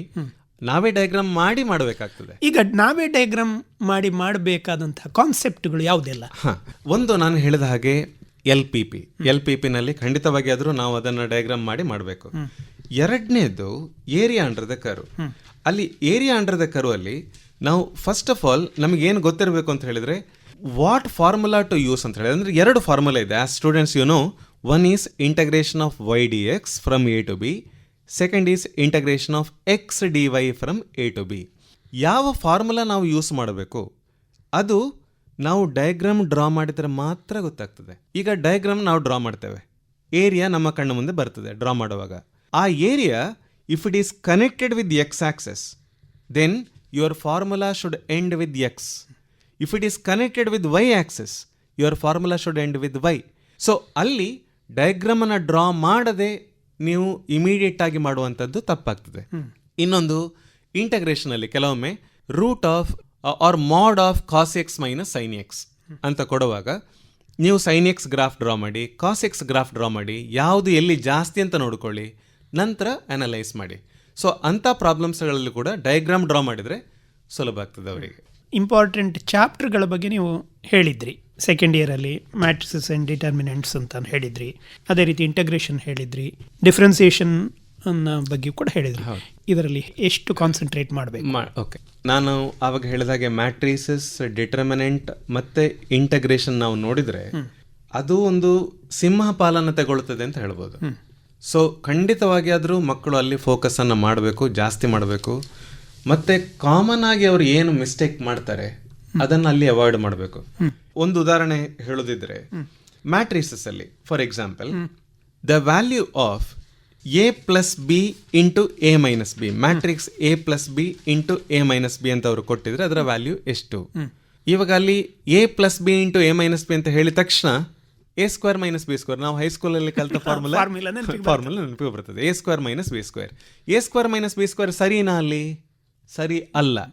ಅದಕ್ಕೋಸ್ಕರನೇ ಅವರು ಕೊಟ್ಟಿರುವಂಥ ಕ್ವಶನ್ ಅಲ್ಲಿ NCERT ಇರುವಂಥ ಕ್ವಶನ್ ಇದೆ, a+b into a minus B ಎಷ್ಟು. ಯಾಕೆ ತಪ್ಪು ಅಂತ ಕೇಳಿದರೆ, ಅಲ್ಲಿ ಕಮ್ಯುಟೇಟಿವ್ ಲಾ ಅಂತ ಹೇಳುವಂಥದ್ದು ಮ್ಯಾಟ್ರಿಸಸ್ ಅಲ್ಲಿ ಅಪ್ಲಿಕೇಬಲ್ ಆಗೋದಿಲ್ಲ. For example 3 into 4 and 4 into 3 ನಾವು ಯಾವ ಥರ ಕ್ಯಾಲ್ಕುಲೇಟರಲ್ಲಿ ಪ್ರೆಸ್ ಮಾಡ್ತದೆ ಅಂತ ಹೇಳಿದ್ರು ಆನ್ಸರ್ ಒಂದೇ ಬರ್ತದೆ, 12 ಅಂತಲೇ ಬರ್ತದೆ. ಆದರೆ ಮ್ಯಾಟ್ರಿಸಸ್ ಅಲ್ಲಿ ಹಾಗಾಗೋದಿಲ್ಲ. ನೀವು ಯಾವ ಆರ್ಡರಲ್ಲಿ ಮಲ್ಟಿಪ್ಲೈ ಮಾಡ್ತೀರಿ ಅದರ ಮೇಲೆ ನಿಮ್ಮ ಆನ್ಸರ್ ಚೇಂಜ್ ಆಗಿಬಿಡ್ತದೆ.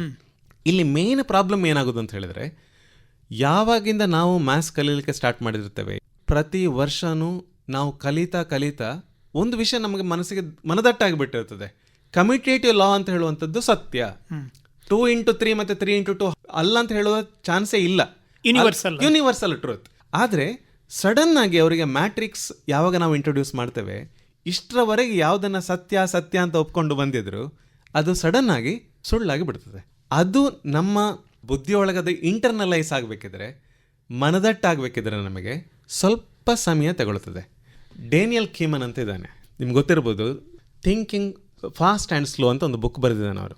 ಮೊನ್ನೆ ಒಂದು 15 ದಿವಸ ಮುಂಚೆ ಅವರ at the age of 91 he died. ಅವರಿಗೆ ನೊಬೆಲ್ ಪ್ರೈಸ್ ಬೇರೆ ಬಂತು ಎಕನಾಮಿಕ್ಸಲ್ಲಿ, ಥಿಂಕಿಂಗ್ ಫಾಸ್ಟ್ ಆ್ಯಂಡ್ ಸ್ಲೋ ಅಂತ ಹೇಳಿ. ಪ್ರತಿ ವಿದ್ಯಾರ್ಥಿ ಕೂಡ ನೋಡಬೇಕಾದಂಥ ಒಂದು ಪುಸ್ತಕ ಅದು. ಅವರಲ್ಲಿ ಏನು ಹೇಳ್ತಾರೆ ಅಂತ ಹೇಳಿದ್ರೆ, ನಮ್ಮ ಮನಸ್ಸಲ್ಲಿ 2 ರೀತಿಯಾದಂಥ ಸಿಸ್ಟಮ್ಸ್ ಇದೆ. ಒಂದು ಸಿಸ್ಟಮ್ 1, ಇನ್ನೊಂದು system 2. System 1 is fast, it is illogical, it is emotional. Without thinking it takes decision, intuitive ಆಗಿ ಡಿಸಿಷನ್ ತಗೊಂಡು ಬಿಡ್ತದೆ. ಸಿಸ್ಟಮ್ 2 ಹಾಗಲ್ಲ, ಅದು ಸ್ಲೋ, ಥಿಂಕ್ ಮಾಡ್ತದೆ. ಅದು ಇಮೋಷನ್ ಇಲ್ಲದೆ ಆಲೋಚನೆ ಮಾಡ್ತದೆ, ಲಾಜಿಕಲ್ ಆಗಿ ಆಲೋಚನೆ ಮಾಡ್ತದೆ. ವಿದ್ಯಾರ್ಥಿಗಳು ಯಾವಾಗಲೂ ಅವರ ಕಣ್ಣ ಮುಂದೆ ಕ್ವಶನ್ ಬಂದ ತಕ್ಷಣ ಫಸ್ಟ್ ಅವರು ಮಾಡಬೇಕಾದ್ದು ಅದು ಆಲೋಚನೆ. ಯಾವಾಗ ಅವರು ಮಾಡ್ತಾರೆ ಯಾವುದೇ ಇಮೋಷನ್ ಇಲ್ಲದೆ, ಆವಾಗ ಖಂಡಿತವಾಗಿ ಹೋದರೂ ಅವರಿಗೆ ಕರೆಕ್ಟ್ ಆನ್ಸರ್ ಸಿಗುವಂಥ ಪ್ರೊಬ್ಯಾಬಿಲಿಟಿ ಜಾಸ್ತಿ ಆಗ್ತದೆ. ನಮಗೆ ಈ ಇಮಿಡಿಯೇಟ್ ರಿಯಾಕ್ಷನ್ ಅಂತ ನಾವೇನು ಹೇಳ್ತೇವೆ, ಅದರಿಂದಾಗಿ ಹೆಚ್ಚಿನ ಪ್ರಾಬ್ಲಮ್ ಬರುವಂಥದ್ದು. ಸೊ ಇದು ಮಕ್ಕಳು ಯಾವಾಗ ತಿಳ್ಕೊಳ್ತಾರೆ ಅವರಿಗೆ ಖಂಡಿತವಾಗಿ ಅದು ಒಳ್ಳೆಯದಾಗ್ತದೆ. ಪ್ರತಿಯೊಬ್ಬ ಮಗು, ಪ್ರತಿಯೊಬ್ಬ ವಿದ್ಯಾರ್ಥಿ ಕೂಡ ನೋಡಲೇಬೇಕಾದಂತಹ ಒಂದು ಪುಸ್ತಕ ಅದು. ಈಗ ಕಮ್ಯುಟೇಟಿವ್ ಲಾ ಅನ್ನುವಂಥದ್ದು ಮ್ಯಾಟ್ರಿಸಸ್ ಅಲ್ಲಿ ಅಪ್ಲೈ ಆಗೋದಿಲ್ಲ, ಕರೆಕ್ಟ್ ಅನ್ನುವಂಥದ್ದು. ನಾನು ಅದನ್ನು ಹೇಳ್ತಾ ಇದ್ದದ್ದು ಯಾಕೆ ಅಂತ ಹೇಳಿದ್ರೆ, AB × B is not equal to BA. ಅದು ಆಲ್ರೆಡಿ ಅವರಿಗೆ ಹಾಗೆ ಅನ್ನಿಸೋ ಕಾರಣ ತಪ್ಪುಗಳಾಗಿ ಬಿಡ್ತವೆ. ಈಗ ಈ ಪ್ರಾಬ್ಲಮ್ಗೆ ಬರುವುದಿದ್ರೆ A+B × A - B ಅನ್ನುವಂಥ ಪ್ರಾಬ್ಲಮ್ಗೆ ಬರುವುದಿದ್ರೆ ಏನು ಆನ್ಸರ್ಗಳು, ಆಪ್ಷನ್ಗಳು ಸಾಮಾನ್ಯವಾಗಿ ಅವರಿಗೆ ಇರುವಂಥ? ಹೌದು, ಅಲ್ಲಿ ಈಗ ಫಾರ್ ಎಕ್ಸಾಂಪಲ್ ಅದೇ ಕ್ವಶನ್ ನಾವು ತಗೊಳ್ಳೋದಿದ್ರೆ A+B × A - B ಅಂತ ಅವ್ರು ಕೊಡೋದಿದ್ರೆ, ಅವರು ಒಂದು ಆಪ್ಷನ್ ಖಂಡಿತವಾಗಿದ್ರು A² - B² ಅಂತಲೇ ಕೊಟ್ಟಿರ್ತಾರೆ. ಇನ್ನು ಬೇರೆ ಆಪ್ಷನ್ ಅವರು ಕೊಡೋದಿದ್ರೆ ಅವರು ಈ ತರನು ಕೊಡಿರ್ಬೋದು, A² - AB -B² + AB ಅಂತ ಕೊಡಬಹುದು. ಕರೆಕ್ಟ್ ಆನ್ಸರ್ ಬಿಟ್ಟು ಬೇರೆ ಬೇರೆ ಆಪ್ಷನ್ಸ್ ಅಲ್ಲಿ ಇರ್ತದೆ. ಆದ್ರೆ ಕರೆಕ್ಟ್ ಆನ್ಸರ್ ಅಲ್ಲಿ ಏನ್ ಬರ್ತದೆ ಅಂತ ಹೇಳಿದ್ರೆ, ಡಿಸ್ಟ್ರಿಬ್ಯೂಟಿವ್ ಲಾ ಅಂತ ಇದೆ, ಅದನ್ನ ಅಪ್ಲೈ ಮಾಡ್ಬೇಕು ಅವನು. So A² - AB + BA - B² ಅಂತ ಆನ್ಸರ್ ಬರ್ತದೆ. ಸಾಮಾನ್ಯವಾಗಿ ಮ್ಯಾಥಮೆಟಿಕ್ಸ್ ಅಲ್ಲಿ ಒಂದು ಇಂಪಾರ್ಟೆಂಟ್ ವಿಷಯ ಅಂತ ಹೇಳಿದ್ರೆ ಶಾರ್ಟ್ ಕಟ್ಗಳದ್ದು. ಆಗಲೇ ನೀವು ಒಂದೆರಡು ಎಕ್ಸಾಂಪಲ್ಗಳನ್ನು ಹೇಳಿದ್ದೀರಿ. ಆದರೂ ಕೂಡ ಈ ಫಾರ್ಮ್ಯುಲಾಗಳನ್ನು ನಾವು ನೇರವಾಗಿ ಅಪ್ಲೈ ಮಾಡಿಕೊಂಡು 2-3 ಫಾರ್ಮ್ಯುಲಾಗಳನ್ನು ಕಂಬೈನ್ ಮಾಡಿಕೊಂಡೆಲ್ಲ ಮಾಡುವಂಥದ್ದು ದೊಡ್ಡ ದೊಡ್ಡ ಪ್ರಾಬ್ಲಮ್ಗಳೆಲ್ಲ ಇರುತ್ತವೆ. ಇಂಥ ಸಂದರ್ಭದಲ್ಲಿ CETಯಲ್ಲಿ ಯಾವ ರೀತಿಯಲ್ಲಿ ಈ ಥರದ ಶಾರ್ಟ್ಕಟ್ ಮೆಥಡ್ಗಳನ್ನು ಉಪಯೋಗಿಸ್ಬೋದು ಅನ್ನುವಂಥದ್ದು? ಸರ್, ಇದಕ್ಕೆ ಡೈರೆಕ್ಟಾಗಿ ನಾನು ಆನ್ಸರ್ ಮಾಡಲಿಕ್ಕೆ ಸ್ವಲ್ಪ ಕಷ್ಟ. ಯಾಕಂತ ಹೇಳಿದರೆ ಮ್ಯಾಥ್ಸಲ್ಲಿ ಬೇರೆ ಬೇರೆ ಚಾಪ್ಟರ್ಗಳಿಗೆ ಬೇರೆ ಬೇರೆ ರೀತಿಯಂಥದ್ದಂಥ ಶಾರ್ಟ್ಕಟ್ಸ್ಗಳು ಅಂತ ಇವೆ. ಆದರೂ ಕೂಡ ಕೆಲವೊಮ್ಮೆ ಸಂದರ್ಭಕ್ಕೆ ಅನುಗುಣವಾಗಿ ನಾವು ಕೆಲವನ್ನ ಅಪ್ಲೈ ಮಾಡ್ಕೊಂಡು ಹೋಗ್ಬೇಕಾಗ್ತದೆ. ಒಂದು ಉದಾಹರಣೆ ಕೊಡ್ತೇನೆ ನಾನು. The reflection of the point 1,4 on x - 2y + 5 = 0 ಅಂತ ಒಂದು ಕ್ವಶನ್. ಅದು ಸ್ಟ್ರೈಟ್ ಲೈನ್ ಕಾನ್ಸೆಪ್ಟ್ ಅಲ್ಲಿ ಬರ್ತದೆ. ಅಲ್ಲಿ ಒಂದು ಶಾರ್ಟ್ ಕಟ್ ಅಂತ ಹೇಳಿದ್ರೆ ಒಂದು ಫಾರ್ಮುಲಾವನ್ನ ಅಪ್ಲೈ ಮಾಡುವಂಥದ್ದು. ಫಾರ್ಮುಲಾ ಹೇಗೆ ಹೋಗ್ತದೆ? If at all you were to take the reflection of 1,4 as alpha, β ಅಂತ ನಾವು ತಗೊಂಡ್ರೆ ನಮ್ಮ formula alpha - x1/a = β - y1/b = -2 × ax1 + by1 + c/a² + b² ಅಂತ ಹೇಳ್ತದೆ. 2-3 ವಿಷಯಗಳನ್ನು ಅಲ್ಲಿ ಗಮನದಲ್ಲಿ ಇಟ್ಕೊಳ್ಬೇಕು. ಒಂದು, ಅಲ್ಲಿ ರೈಟ್ ಸೈಡ್ ಅಲ್ಲಿ ಕೊನೆಗೆ ಮೈನಸ್ ಸೈನ್ ಇದೆ. ಎರಡನೇದು 2 × ಅಂತ ಹೇಳಿದೆ ನಾನು. ಒಂದು ವೇಳೆ 2 ಇಲ್ಲ ಅಂತ ಹೇಳಿ ಅದರದ್ದು ಫೂಟ್ ಆಫ್ ಪರ್ಪೆಂಡಿಕ್ಯುಲರ್ ಬರ್ತದೆ. ಸೊ ಹೀಗೆ ನೆನ್ಪಿಟ್ಕೊಂಡ ತಕ್ಷಣ ಅದು ಆ ಮಕ್ಕಳಿಗೆ ಅಲ್ಲಿ ಆ ಆಕ್ಚುಯಲ್ ಸಿಂಪ್ಲಿಫಿಕೇಶನ್ ಮಾಡಬೇಕಾದಿಲ್ಲ. ಆಕ್ಚುಯಲ್ ಸಿಂಪ್ಲಿಫಿಕೇಶನ್ ಅಂದರೆ ಸ್ಟ್ರೈಟ್ ಲೈನ್ ಈಕ್ವೇಷನ್ ಮಾಡಬೇಕು, point of intersection find out ಮಾಡಬೇಕು, ದೆನ್ ಅವರು ಮಿಡ್ ಪಾಯಿಂಟ್ ಫಾರ್ಮುಲಾ ಯೂಸ್ ಮಾಡಬೇಕು, ಅದನ್ನೆಲ್ಲ ಮಾಡಬೇಕಾದ ಅಗತ್ಯ ಇಲ್ಲ. ಇದರಲ್ಲಿ ಮತ್ತೊಂದಿದೆ, ಇಲ್ಲಿ ಸ್ವಲ್ಪ ಕನ್ಫ್ಯೂಷನ್ ಆಗುವಂಥ ಪಾಸಿಬಿಲಿಟಿ ಕೂಡ ಇದೆ. ಈಗ ಡಿನಾಮಿನೇಟರ್ ಅಲ್ಲಿ ರೈಟ್ ಸೈಡಲ್ಲಿ ನೋಡಿದ್ರೆ ax1 + by1 + c/a² + b² ಅಂತ ಹೇಳಿದ್ರೆ, ಮಕ್ಕಳ ಹತ್ರ ನೀವು ಕೇಳಿದ್ರೆ ರೂಟ್ ಆಫ್ a² + b² ಅಂತ ಅವರು ಕಲ್ತಿರ್ತಾರೆ. ಡಿಸ್ಟೆನ್ಸ್ ಫಾರ್ಮುಲಾ ಅಂತ ಒಂದಿದೆ, ಅಲ್ಲಿ ರೂಟ್ ಇಲ್ಲ, ಅದು ಅವ್ರು ನೆನ್ಪಿಟ್ಕೊಳ್ಬೇಕು. ಎರಡನೇದು, ನಮ್ಮ ಈಕ್ವೇಶನ್ ಆಲ್ಫಾ - x1 ಅಂತ ಸ್ಟಾರ್ಟ್ ಆಗ್ತದೆ. x1 - ಆಲ್ಫಾ ಅಂತ ಅಲ್ಲ. ನಾನು ಯಾಕೆ ಹೇಳಿದೆ, ಮಕ್ಕಳಿಗೆ ಹೇಳೇ ಕನ್ಫ್ಯೂಷನ್ ಆಗ್ಬೋದಲ್ಲ ಅಂತ ಅನ್ನಿಸ್ಬೋದು. ಕನ್ಫ್ಯೂಷನ್ ಆಗ್ಬೇಕು ಅವರಿಗೆ, ಇವಾಗ ಆಗಬೇಕು. ಎಕ್ಸಾಮ್ ಹಾಲ್ಗೆ ಹೋಗೋಕೆ ಅದು ಕ್ಲಾರಿಟಿ ಬರಬೇಕು. ಇದೇ ಥರ ಬೇರೆ ಬೇರೆ ಇದಲ್ಲೂ ಕೂಡ ಅವರು ಅವರದ್ದೇ ಆದಂಥ ಮೆಥಡ್ಸನ್ನು ಅಡಾಪ್ಟ್ ಮಾಡ್ಕೊಳ್ಬೋದು. Alpha minus X1. ಆಲ್ಫಾ ಅಂದ್ರೇನು? ಅನ್ನೋನ್, ನಮ್ಗೆ ಗೊತ್ತಿಲ್ಲಂಥದ್ದು. X1 ಅಂದ್ರೇನು? ನೋನ್, ನಮಗೆ ಗೊತ್ತಿರೋವಂಥದ್ದು. ಸೊ ಇಲ್ಲಿ ಏನಾಗ್ತದೆ, ಅನ್ನೋನಿಂದ ನೋನ್ ತರಗ ಹೋಗ್ತದೆ. ಅದು ತಮಸೋಮ ಜ್ಯೋತಿರ್ಗಮಯ ಅಂತ ಹೇಳ್ತಾರೆ ನೋಡಿ, ಅದೇ ಥರ ಈ ಇಗ್ನೋರೆನ್ಸ್ ಇಂದ ನಾಲೆಜ್ ತರ, ನಮ್ಮ ಡಾರ್ಕ್ನೆಸ್ ಇಂದ towards light, from the unknown to the non.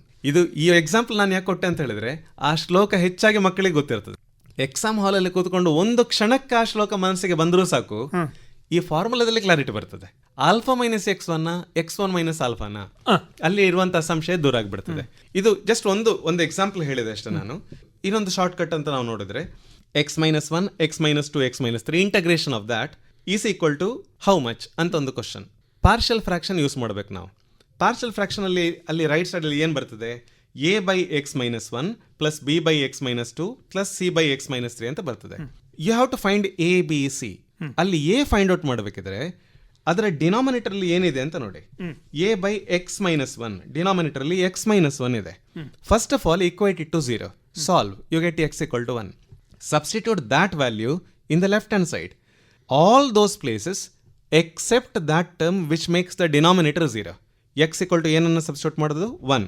So left side ಏನಾಯಿತು, 2 × 1 - 1 ಬೈ ಅಲ್ಲಿ x-1 x-2 x-3 ಇದೆ ಡಿನಾಮಿನೇಟರ್ ಅಲ್ಲಿ. ಪುಟ್ x = 1, ಯು ಗೆಟ್ 1 - 2 1 - 3 1 - 1 1 - 1 ಮಾಡಬೇಡಿ, ಉಳಿದದನ್ನು ಸಬ್ಸ್ಟಿಟ್ಯೂಟ್ ಮಾಡಿ.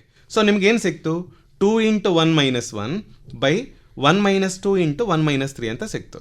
So numerator is 1, denominator is -1 × -2 that is 2. So a value is half ಅಂತ ಬರ್ತದೆ. ನಮ್ಮ systematic method ಅನ್ನು ಮಾಡಬೇಕಾದ ಅಗತ್ಯ ಇಲ್ಲ. ಇದು ತುಂಬಾ ಇಂಪಾರ್ಟೆಂಟ್ ಆದಂಥ ವಿಷಯ. ಆಗ ಹೇಳಿದ ಎಲಿಮಿನೇಷನ್ ಮೆಥಡ್ ಅನ್ನುವಂಥದ್ದು ತುಂಬ ಪ್ರಾಬ್ಲಮ್ಗಳಲ್ಲಿ ವರ್ಕ್ ಆಗ್ತದಾ? ಎಲ್ಲ ಪ್ರಾಬ್ಲಮಲ್ಲೂ ಆ ಮೆಥಡನ್ನು ಯೂಸ್ ಮಾಡ್ಲಿಕ್ಕೆ ಕಷ್ಟ.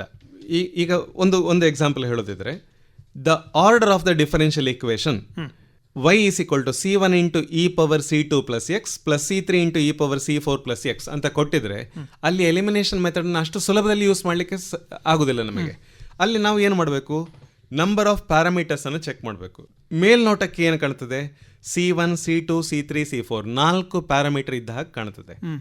ಆದರೆ ನೀವು ಆ್ಯಕ್ಚುಲಿ ಸಿಂಪ್ಲಿಫೈ ಮಾಡಲಿಕ್ಕೆ ಹೋದರೆ, you get c1 into e power c2 into e power x plus c3 into e power c4 into e power x. Take e power x common, simplify and you get a into e power x ಅಂತ ಹೇಳುವಂಥ expression finally ಅದು reduce ಆಗಿ ಬಿಡ್ತದೆ. So that expression has only 1 parameter. So 4 parameter ನಮ್ಮ ಕಣ್ಣ ಮುಂದೆ ಏನು ಕಾಣಿಸ್ತಿತ್ತು ಅದರಿಂದ ಅದು 1ಕ್ಕೆ ರೆಡ್ಯೂಸ್ ಆಗಿಬಿಡ್ತದೆ. ಹೌದು, ಆದರೆ ಅಲ್ಲಿ ಎಲಿಮಿನೇಟ್ ಮಾಡುವಂಥದ್ದು ಅಷ್ಟು ಸುಲಭ ಅಲ್ಲ. ನಾವು ಈ ಸಿಂಪ್ಲಿಫಿಕೇಶನ್ ಅನ್ನೇ ಮಾಡಬೇಕಾಗ್ತದೆ. ಆದರೆ ಶಾರ್ಟ್ಕಟ್ಗಳನ್ನು ನೀವು ಪ್ರಾಕ್ಟೀಸ್ ಮಾಡಿ ಬರಬೇಕೇ ಹೊರತು ಅದು ಒಂದು ಪ್ರಾಬ್ಲಮ್, ಈ ಥರದ ಪ್ರಾಬ್ಲಮ್ಗೆ ಇದು, ಈ ಥರದ ಪ್ರಾಬ್ಲಮ್ಗೆ ಇದು ಅಂತ ಹೇಳುವ ಫಾರ್ಮುಲಾ ಹೇಳುವುದು ಕಷ್ಟ ಅಂತ. ಹೌದು, ಎಲ್ಲ ಸಂದರ್ಭಗಳಲ್ಲೂ ಹೀಗೆ ಅಂತ ಮಾಡ್ಲಿಕ್ಕೆ ಆಗೋದಿಲ್ಲ ಸರ್. ಅದನ್ನು ನೀವು ಸರಿಯಾಗಿ ಹೇಳಿದ್ರಿ. ಪ್ರಾಕ್ಟೀಸ್ ಎಷ್ಟು ಜಾಸ್ತಿ ಅದನ್ನು ಪ್ರಾಕ್ಟೀಸ್ ಮಾಡ್ತೇವೆ ಅಷ್ಟು ಜಾಸ್ತಿ ನಮ್ಗೆ ಅದರಲ್ಲಿ ಫ್ಲೂಯೆನ್ಸಿ ಬರ್ತದೆ. ಅದು ಎಷ್ಟರ ಮಟ್ಟಿಗೆ ಫ್ಲೂಯೆಂಟ್ ಆಗಿರ್ಬೇಕು ನಾವು ಅಂತ ಹೇಳಿದ್ರೆ, ಯಾವ ರೀತಿ ಕ್ವಶನ್ ಕೇಳಿದ್ರು ಕೂಡ ಕನ್ಫ್ಯೂಷನ್ ಇರಬಾರ್ದು. ಈಗ ಉದಾಹರಣೆಗೆ ಎ ಫಂಕ್ಷನ್ ಅಲ್ಲಿ 2 ಕಾನ್ಸೆಪ್ಟ್ ಇದೆ, ಒಂದು ಕಂಟಿನ್ಯೂಟಿ, ಒಂದು ಡಿಫರೆನ್ಷಿಯಬಿಲಿಟಿ ಅಂತ ಹೇಳಿ. If a function is differentiable then it is continuous ಅಂತ ಹೇಳುವಂಥದ್ದು ಒಂದು ಸತ್ಯ.